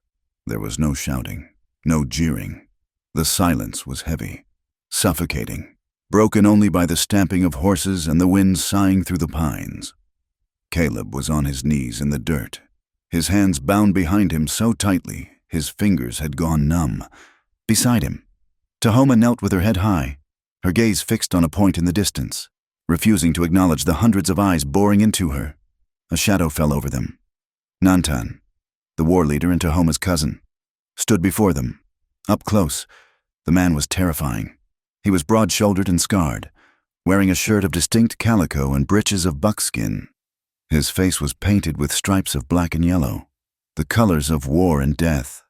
But it was the look in his eyes that chilled Caleb. It was personal. It was the look of a man looking at a property that had been stolen, spoiled, and returned by a thief. Nantan kicked dust at Caleb's feet, then turned to address the circle of onlookers. He spoke in the Apache tongue, his voice a deep, resonant baritone that carried to the edges of the camp. He paced back and forth, gesturing violently at Tahoma, then pointing an accusing finger at Caleb. Caleb looked at Tahoma. "What is he saying?" he whispered, his voice raspy. "He says I'm a ghost that should have stayed dead," Tahoma replied, her voice flat, staring straight ahead. "He says I brought the white sickness into the heart of the sanctuary. He says you are a spy, a scout, who led the bluecoats to our winter grounds." "Tell him I left the army," Caleb said. "It does not matter what you did," she whispered. "It matters what you are." Nantan finished his speech and drew a knife from his belt. He stepped toward Caleb, grabbing a fistful of Caleb's hair and jerking his head back, exposing his throat. The blade hovered inches from the skin. Caleb did not flinch. He held Nantan's gaze, his gray eyes cold and defiant. "Wait!" The voice cracked like dry wood, old but commanding. The crowd parted. An elderly woman hobbled forward, leaning on a staff of twisted mesquite. Her face was a map of wrinkles, her hair the color of snow, but her eyes were sharp as obsidian. She wore a blanket of woven wool and necklaces of turquoise and silver that chimed softly as she moved. "Grandmother," Tahoma breathed, her composure cracking for the first time. The old woman, whose name was Daslan, stopped between Nantan and the prisoners. She raised her staff and struck Nantan's arm. Not hard, but with the weight of authority that transcended physical strength. Nantan snarled, but he lowered the knife. He spoke to her rapidly, angry and defensive. Daslan ignored him. She looked at Tahoma. She reached out a withered hand and touched the brand on Tahoma's shoulder, then the scars on her arms. She turned to the tribe. Her voice was thin, but it cut through the mountain air. "She speaks for me," Tahoma translated softly for Caleb, her voice trembling. "She reminds them why I left. She tells them of Little Bird. She says I went into the white man's den to save my blood when the warriors were afraid to leave the mountains." A murmur went through the crowd. Some of the women nodded. Nantan looked furious. His authority challenged. He shouted something, pointing at Caleb again. "He says your courage does not excuse your company." Tahoma translated. "He says the white man is a poison." Daslan looked at Caleb. She studied him for a long moment, looking past the dirt and the blood, seeing something else. She spoke a single sentence to Nantan, then stepped back. Nantan looked as if he had swallowed a stone. He sheathed his knife with a vicious motion. He barked a command to two young warriors standing nearby. They grabbed Caleb by the arms and hauled him to his feet. "What is happening?" Caleb asked, struggling to keep his footing. "A trial," Tahoma said, her face pale. "Daslan has bought you a chance, but it is a small one." "What kind of trial?" "The sun," she said. "You must stand. For 3 days, no food, no water, no shade. If you die, the spirits have judged you wicked. If you live, perhaps they will listen." Caleb looked at the sun, blazing high and white in the cloudless sky. He looked at Nantan's smirk. He looked at Tahoma's terrified eyes. 3 days, Caleb said, straightening his spine. "I can do it in 3 days." He was lying, but he would not let them see his fear. They dragged him to the center of the camp, where a stripped pine trunk had been driven deep into the hard earth. It was a whipping post, a torture stake, a pillar of judgment. They stripped him to the waist, leaving his pale skin exposed to the elements. They tied his hands behind the post, lashing his wrists with rawhide wet with water. As the sun dried the rawhide, it would shrink, biting into the flesh like iron wire. They tied his ankles, forcing him to stand upright. Then they walked away. The first few hours were not bad. The adrenaline was still pumping, and the humiliation of being put on display kept his anger hot. Children threw pebbles at him. Women spat as they walked by. Nantan sat outside his wickiup, sharpening his lance, watching Caleb with the patience of a vulture. But as the sun climbed to its zenith, the reality of his situation set in. The high-altitude sun was a physical weight. It hammered down on his shoulders, his nose, his forehead, his skin. Unaccustomed to such exposure after years of wearing coats and shirts, began to redden and burn. By late afternoon, his throat felt like it was packed with sand. His tongue was a swollen slug in his mouth. The dog bite on his arm, which had been healing, began to throb in time with his heartbeat. Tahoma was nowhere to be seen. They had taken her away, presumably to a guard hut or a relative's lodge. He was alone in a sea of enemies. Night fell, bringing relief from the heat but introducing a biting cold. The temperature dropped 40 degrees in 2 hours. Caleb shivered uncontrollably, his teeth chattering, the movement chafing his raw wrists against the rough bark of the post. He dozed standing up, jerking awake whenever his knees buckled. Somewhere around midnight, a shadow detached itself from the darkness behind the post. Caleb. The whisper was barely audible. He tried to turn his head, but his neck was stiff. Tahoma. Hush, the guard is asleep, but he sleeps lightly. He felt cool hands on his face. Then, a wet cloth was pressed to his cracked lips. Water. Sweet, impossibly cool water. He sucked at the cloth greedily, groaning low in his throat. Slowly, she whispered, or you will be sick. She wiped his face, cleaning the sweat and dust. She touched the sunburned skin of his shoulders with something that smelled of bear grease and aloe. It stung, then soothed. Where are you? He rasped. Daslan's lodge, she said. They treat me as a guest who has overstayed her welcome, but I am not bound. You should run, Caleb said. Take a horse. Go. I do not run anymore, she said fiercely. She moved around to face him. In the starlight, her eyes were huge and dark. She placed her hand on his chest, over his heart. Do not die. Caleb Thorne, do not you dare die on me. I am trying. He managed a dry chuckle. She leaned in and kissed him. It was brief, terrified, and desperate, tasting of tears and the water she had brought him. Hold on, she whispered. Then she was gone, melting back into the shadows before the guard shifted and coughed. The second day was an eternity of fire. The sun returned with a vengeance. Caleb's skin blistered.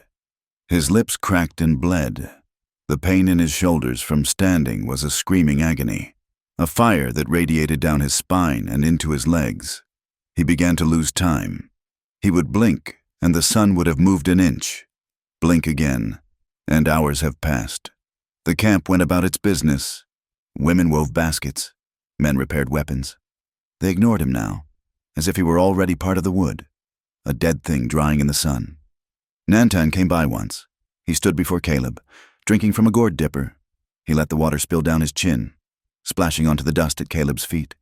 He smiled, a cruel, tight expression, and walked away without a word. By the second night, the thirst was no longer a sensation. It was a madness. Caleb hallucinated water. He saw rivers flowing through the sky. He saw lakes of ice. When the shadow returned that night, he didn't recognize her at first. Morning sky, he croaked. It is Tahoma, she whispered, pressing the wet cloth to his mouth again. Morning sky, he insisted, his eyes unfocused. The snow is too deep. I cannot get back. The elk. I lost the elk. Caleb, listen to me, Tahoma hissed, shaking his shoulder gently. You are not in the snow. You are in the valley. I am here. He blinked, his vision clearing slightly. He saw the scar on her cheek, the fierce set of her jaw.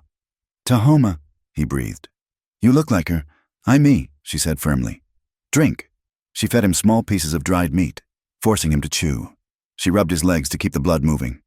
Tomorrow's the last day, she said. Just one more sun. Can you do it? I do not know, he confessed. His voice was a ruin. I think I am breaking.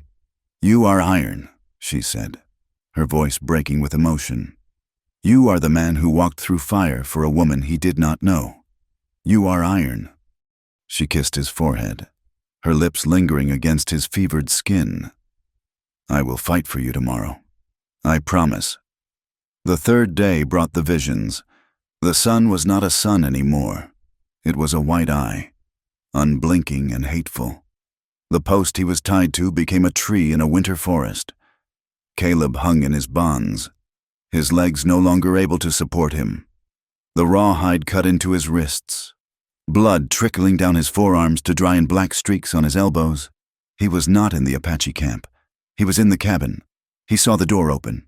The snow swirled in, white and blinding. A woman walked out of the light. She wore a dress of white doeskin. Her hair was long and black, flowing like water, morning sky. She looked exactly as she had the day he left her, young, hopeful, alive. She walked toward him, her feet not touching the ground. She did not look angry. She looked sad. I tried to come back. Caleb wept, his voice a dry rasp that no one in the camp could hear. I tried. Morning Sky smiled. She reached out a hand, but as she touched him, her face changed. The soft features sharpened. The eyes grew darker, fiercer. The scar appeared on her cheek. The doeskin dress turned to tattered buckskin. It was Tahoma. The two women blurred and merged, twisting together like smoke. The ghost and the survivor. The past and the future. You did not save me. The Morning Sky voice whispered in his mind. But you saved her. Let go. Caleb, the voice said. Put the burden down. It is heavy, and you have carried it far enough. Caleb gasped, his body convulsing against the ropes.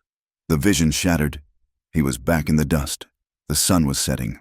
The long shadows of the mountains were creeping across the valley floor like dark fingers. He was alive. A commotion erupted near the council fire. Caleb lifted his head, the movement taking every ounce of strength he had left. Tahoma stood in the center of the circle. She was shouting. Nantan was shouting back. The entire village had gathered. He has stood, Tahoma screamed, her voice raw. 3 sons! The spirits have not taken him. By your own law, he has passed the judgment. He is a dog who is too stupid to die, Nantan roared. He hangs there like a side of beef. He is useless. A broken man is no prize. He is not broken, Tahoma countered. She pointed at the post. He stands, and he stands because his heart is strong, stronger than yours. Nantan, you hide behind laws and hate because you are afraid. Afraid? Nantan stepped forward, his hand going to his knife. I fear nothing. You fear change, Tahoma yelled, stepping into his space, defying him, defying death. You fear that the world is bigger than this valley. You fear that a woman might have more honor than a war leader. Nantan raised his hand to strike her. Strike me, she challenged, not flinching. Strike me and prove that you are weak. Prove that you can only rule by fear. Nantan froze, his hand trembling in the air. The tribe watched, holding its breath. To strike a woman who spoke the truth was bad medicine. To strike his own blood was worse. Enough. Daslan stepped into the light. She walked slowly to Nantan and pushed his hand down. Then she walked to Tahoma. The old woman looked at the post where Caleb hung, slumped but conscious, watching them with fever-bright eyes. The white man lives, Daslan said. Her voice was quiet, but it carried the weight of the mountains. The sun has tasted him and found him bitter, or perhaps holy. It does not matter. He lives. She turned to the tribe. We are the people. We are not butchers of those the spirits have spared. She looked at Nantan. Cut him down. He cannot stay, Nantan spat. He is an enemy. I did not say he stays, Daslan said.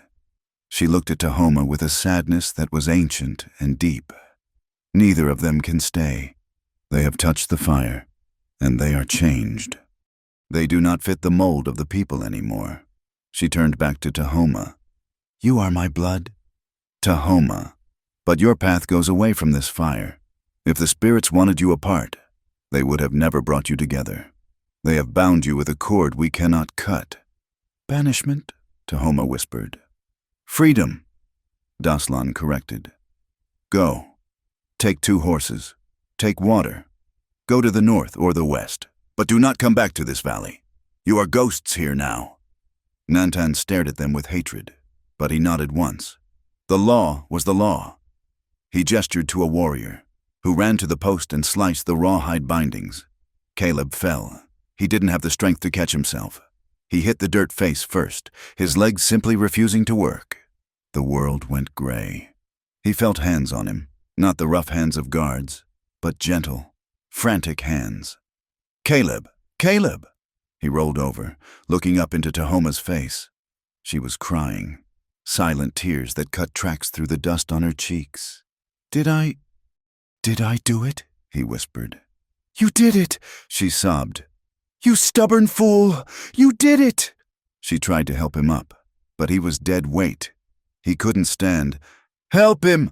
Tahoma shouted at the watching warriors. No one moved. They watched with impassive faces. Banishment meant they were already gone. To help them was to touch a ghost. Tahoma gritted her teeth. Fine, I will do it myself. She grabbed Caleb's arm and hauled him up. He groaned, stumbling, draping his arm over her shoulders. She was half his size, but she took his weight, bracing herself against the ground. Walk, she commanded him. Walk, Caleb. He forced his legs to move. Left, right, left. It was an agony of pins and needles as the blood rushed back into his limbs. They began the long, slow walk out of the camp. The tribe parted for them, creating a wide avenue of silence. No one spoke. No one threw stones. They simply watched the 2 exiles, the Apache woman and the white scout, leaning on each other, stumbling toward the edge of the light. Daslan watched them go, her hand raised in a silent farewell. Nantan turned his back and walked into his lodge. They reached the edge of the trees where 2 horses had been tethered, saddlebags packed with water and dried meat, Daslan's final gift. Tahoma managed to get Caleb into the saddle of the bay. He slumped forward, gripping the mane, barely conscious. She mounted the other horse, a sturdy pinto. She looked back one last time at the smoke rising from the wickiups, at the silhouette of the peaks against the stars. It was her home. It was the place of her ancestors, and she would never see it again. She wiped her eyes with the back of her hand, turned her horse, and led Caleb into the dark. Caleb woke to the sound of water. For a long time, he lay still, afraid to open his eyes, afraid he would see the post and the blinding sun. But the air was cool and smelled of mud and willow. He cracked one eye open. He was lying on a sandbank beside a slow-moving river. The cottonwood trees overhead were rustling in a gentle breeze. He was covered with a blanket. He tried to sit up. His body felt like it had been beaten with hammers. His skin was tender and peeling, his wrists raw and bandaged. But the deep, gnawing thirst was gone. Tahoma was sitting a few feet away, skipping stones across the surface of the water. She looked tired, her shoulders slumped, but she was washing her face in the river. Tahoma, he rasped. His voice sounded like rusted hinges. She turned. A slow, weary smile spread across her face. It was the most beautiful thing he had ever seen. You are awake, she said. Where are we? By the Verde River, she said, miles from the valley. We are safe. Caleb looked at his hands, then at her. He remembered the trial. He remembered the hallucinations. He remembered her carrying him. Did they kill us? He asked, his mind still thick with the shadow of death. Is this the other side? Tahoma laughed softly, a sound of pure relief. She crawled over to him and placed her hand on his sunburned cheek. No, Caleb, she said. We lived. Caleb let his head fall back onto the sand. He looked at the blue sky through the leaves. It wasn't a hateful eye anymore. It was just the sky.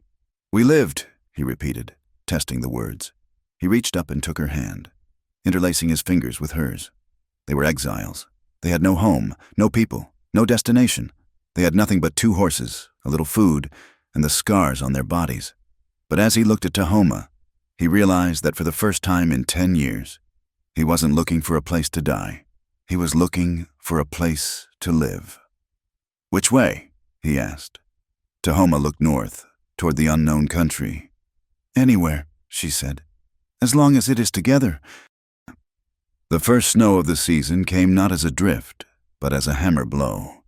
It slammed into the high valley they had chosen, a hidden pocket of earth tucked between two jagged granite peaks that the map simply labeled as impassable. They had been there for 8 weeks.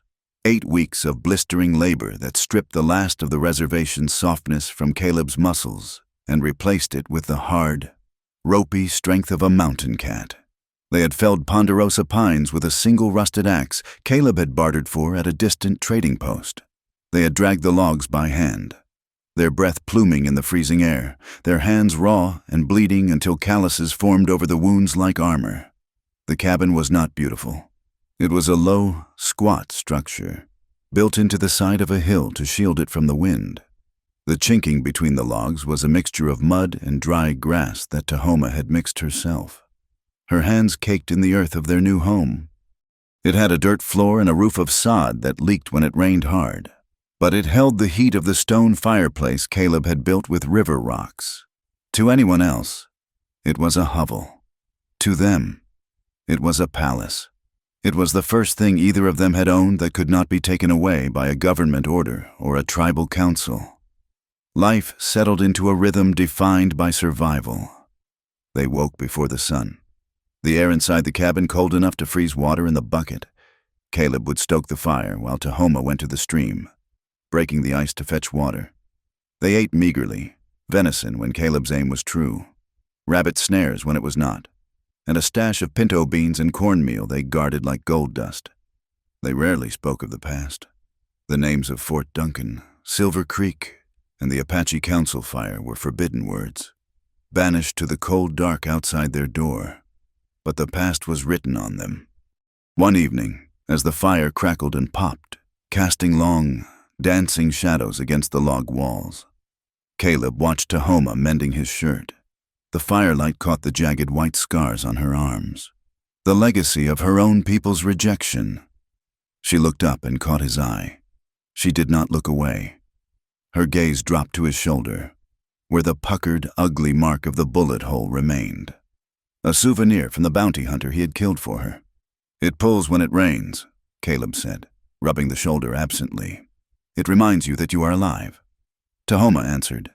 She set the needle down. "My back, it aches when the wind comes from the north.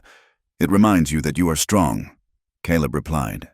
It was the only acknowledgement they needed. They were a map of each other's pain, and in the tracing of those lines, they found a comfort that soft words could never provide. The winter tested that strength. By January, the snow was 5 feet deep. The pass that led down to the lower valley was blocked, sealing them in a white tomb. The silence of the mountains was absolute, a heavy, suffocating blanket that pressed against the eardrums. Food grew scarce. The deer had moved to lower elevations. The rabbits stayed deep in their burrows. There was a week in February where they ate nothing but a thin broth made from pine needle tea and the last handful of cornmeal. Caleb grew gaunt, his cheekbones cutting sharp shadows across his face. Tahoma's eyes seemed to grow larger, dark pools in a face that was losing its softness. But they did not break. When the hunger gnawed at their bellies like a wolf, Caleb would wrap Tahoma in the buffalo robe they shared. He would hold her tight, sharing his body heat, whispering stories not of the war, but of the things he had seen as a boy in Kentucky. Green fields, rivers that didn't dry up, summers that smelled of honeysuckle. "Tell me about the ocean," she would whisper, her voice thin. "I have never seen it." Caleb would admit. "Lie to me then. Tell me it is big and blue and never ends." So he would invent an ocean for her, a vast expanse of water that washed away hunger and cold, and they would drift to sleep in the arms of a shared dream.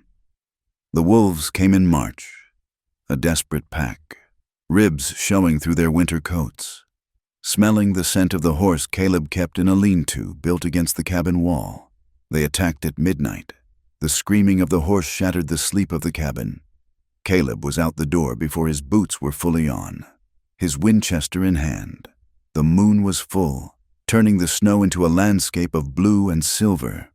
The wolves were shadows flitting around the lean-to, snapping at the terrified mare. Caleb fired. The crack of the rifle echoed like thunder. One wolf dropped. The others turned, snarling, their eyes glowing yellow-green. Tahoma was beside him then. She did not have a gun. In the long winter nights, she had fashioned a bow from a seasoned limb of ash and string made from twisted gut. She moved with a fluid, deadly grace. She drew, held for a heartbeat, and lost. The arrow took the alpha male in the throat. He went down without a sound, thrashing in the bloody snow. The rest of the pack, leaderless and facing a fury they did not understand, turned and fled into the timber. Caleb lowered his rifle. He looked at Tahoma. She stood in the snow, wearing nothing but her shift and moccasins, the bow still in her hand, her breath plumbing in the cold air. She looked wild. She looked magnificent. "Good shot," Caleb breathed. "They were going to take the horse," she said, her voice flat. "We need the horse." They skinned the wolves the next morning. The pelts were rough, but they were warm. They ate the meat. It was tough and gamey, but it was strong. They survived. The thaw came slowly, a reluctant retreat of the ice.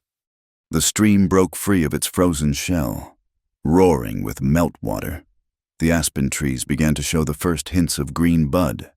With the spring came the danger of men. Caleb knew they could not stay hidden forever. Smoke rose, tracks were left. The world had a way of finding those who did not want to be found. He was splitting wood one afternoon, the rhythm of the axe a meditation. When the hair on the back of his neck stood up, he stopped, the axe resting on the chopping block. He listened. Jays were screaming in the lower tree line. A squirrel chattered an alarm.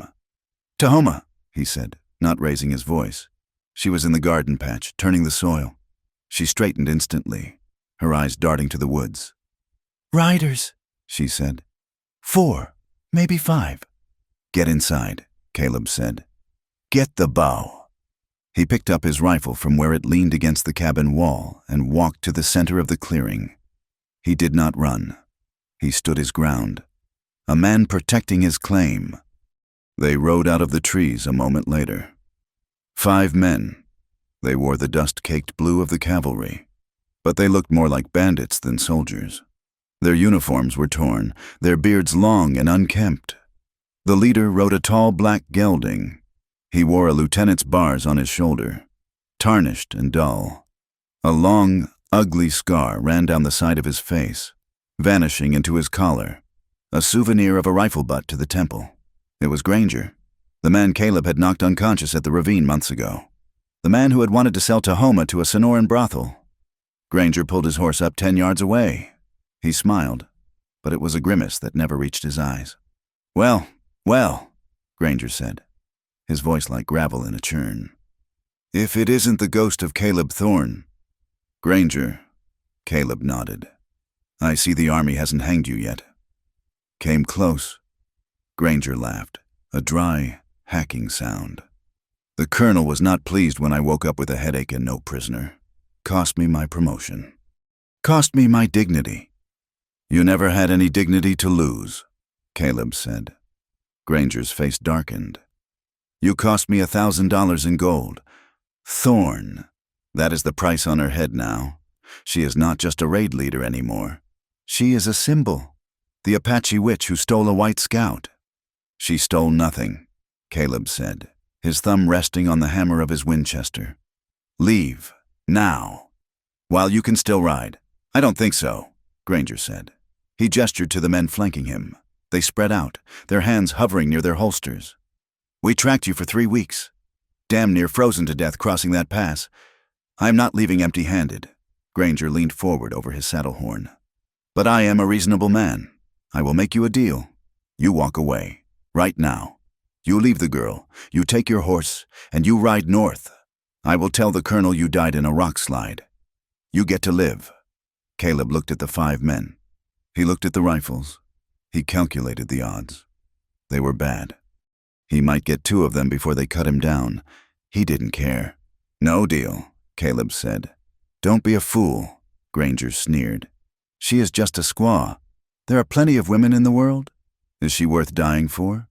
The door of the cabin creaked open. Tahoma stepped out. She held the ash bow. An arrow knocked and drawn. Her face was stone. "He does not own me," Tahoma said. Her English heavily accented but clear. "And I am not for trade." Granger laughed. "There she is. The prize."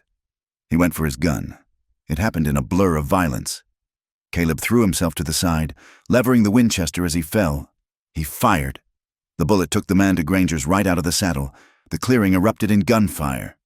Bullets chewed up the dirt where Caleb had been standing. He rolled behind the woodpile, glass flying as the cabin windows shattered. "Burn them out!" Granger screamed, firing wildly at the woodpile. One of the soldiers lit a torch, a rag soaked in kerosene wrapped around a stick, and threw it. It landed on the dry thatch of the roof. The sod was damp, but the frame was old. Dry pine. It caught instantly. Caleb popped up and fired again. He hit a soldier in the shoulder, spinning him around, but they were pinned down. Granger and the remaining 2 men were advancing, using the horses for cover. Then, a sound like a tearing sheet. The soldier holding the reins of the horses gasped. He looked down. An arrow was protruding from his chest, the fletching vibrating. He collapsed. Tahoma had moved. She wasn't in the doorway anymore. She had slipped out the back and circled the cabin. She was firing from the corner, exposing herself to take the shot. "Get the girl!" Granger yelled, panic edging into his voice. He turned his revolver on Tahoma. "No!" Caleb roared. He broke cover. He stood up, ignoring the lead buzzing around him like angry bees. He worked the lever of the rifle. Crack, crack. He didn't hit Granger, but he hit the dirt right in front of the black gelding. The horse reared, terrified by the noise and the fire that was now roaring on the roof. Granger was thrown. He hit the ground hard. His men, seeing their leader down and 2 of their number dead, lost their stomach for the fight. They spurred their mounts and bolted for the trees. Granger scrambled to his feet. He looked at Caleb, who was walking toward him, eyes cold as winter ice. He looked at Tahoma, who had another arrow drawn, aiming at his heart. He looked at the burning cabin. "This isn't over! Thorn!" Granger screamed. He grabbed the reins of his horse, swung into the saddle, and galloped after his men. Caleb raised the rifle to shoot him in the back. He had the shot. He could end it right there. He lowered the barrel. Let him go. Let him carry the fear. He turned to the cabin. It was too late.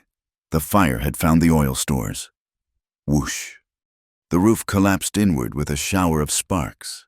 The labor of months, the shelter that had kept them alive through the blizzards, was consumed in minutes. They stood side by side in the muddy yard, watching it burn. The heat was intense, drying the sweat on their faces. "Everything," Tahoma whispered. "Everything is gone." Caleb looked at her. She was covered in soot. Her hair was wild. She was shaking, not from fear, but from the adrenaline crash. "Not everything," Caleb said. He waited until the fire had died down to a smoldering heap of charcoal and ash. Then, he grabbed a shovel and walked into the ruins. He dug through the corner where their bed had been. He sifted through the blackened debris. The blankets were gone. The clothes were gone.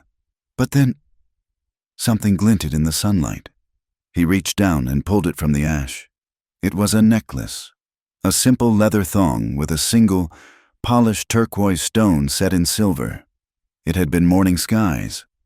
He had kept it in his saddlebag for years, a token of guilt, during the deepest part of the winter, on a night when the wind threatened to tear the roof off. He had given it to Tahoma. He had told her that she should wear it, not because she was a replacement, but because she was worthy of the protection it represented. The leather was charred, but the stone was untouched, blue as the sky. He walked back to Tahoma and held it out. She looked at the stone. She touched it with a trembling finger. "Fire cannot burn stone," she whispered. "And it cannot burn us," Caleb said. "We built it once. We will build it again." And they did. They did not leave the valley.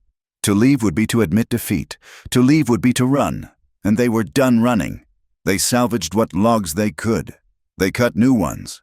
They worked with a desperate, joyous fury. The new cabin was smaller, but it was stronger. They built it not just as a shelter, but as a fortress. Spring exploded into summer.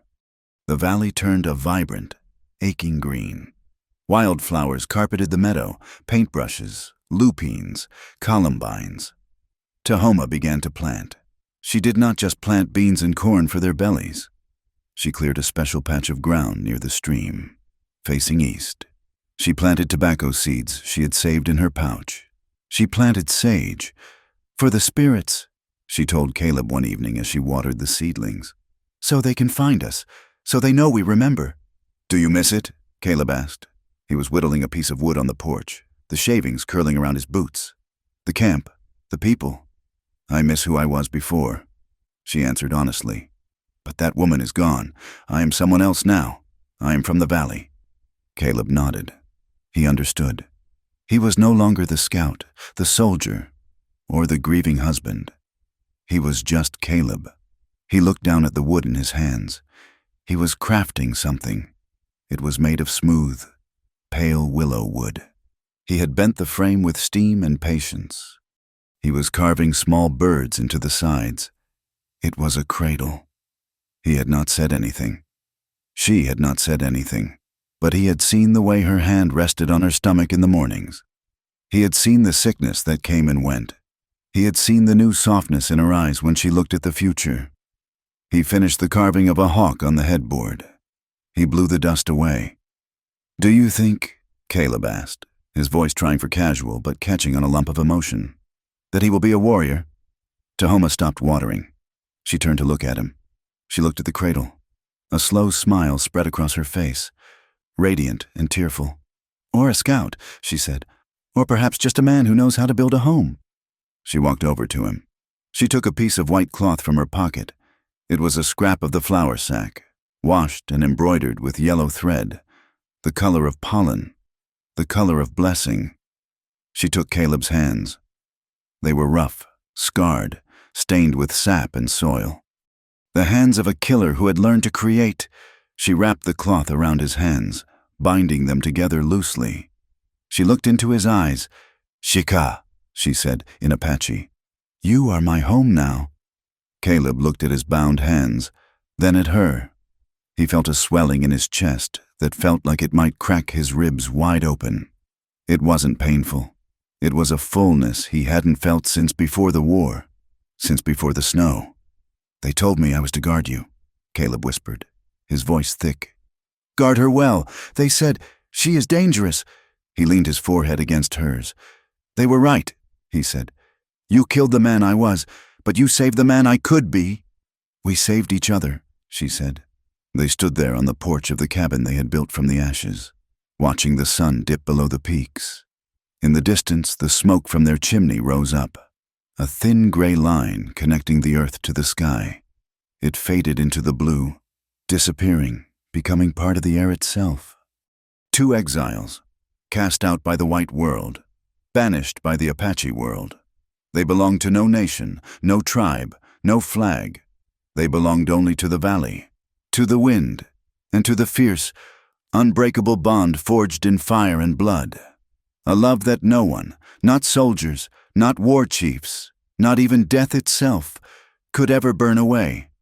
Thank you, truly, for riding along with me on this journey through the dust and the pines. The story of Caleb and Tahoma is one close to my heart, a testament that even in the harshest lands, something beautiful can grow. I would love to know where you are listening from today as the sun sets on our story. Are you in the high deserts, the city streets, or somewhere across the ocean? If you enjoyed this tale, please consider subscribing to From Wild West for more stories of outlaws, dreamers, and lovers on the frontier. And please, share your thoughts in the comments below. Did Caleb and Tahoma find the peace they deserved? I read every word you write. Until the next time, keep your powder dry and your heart open.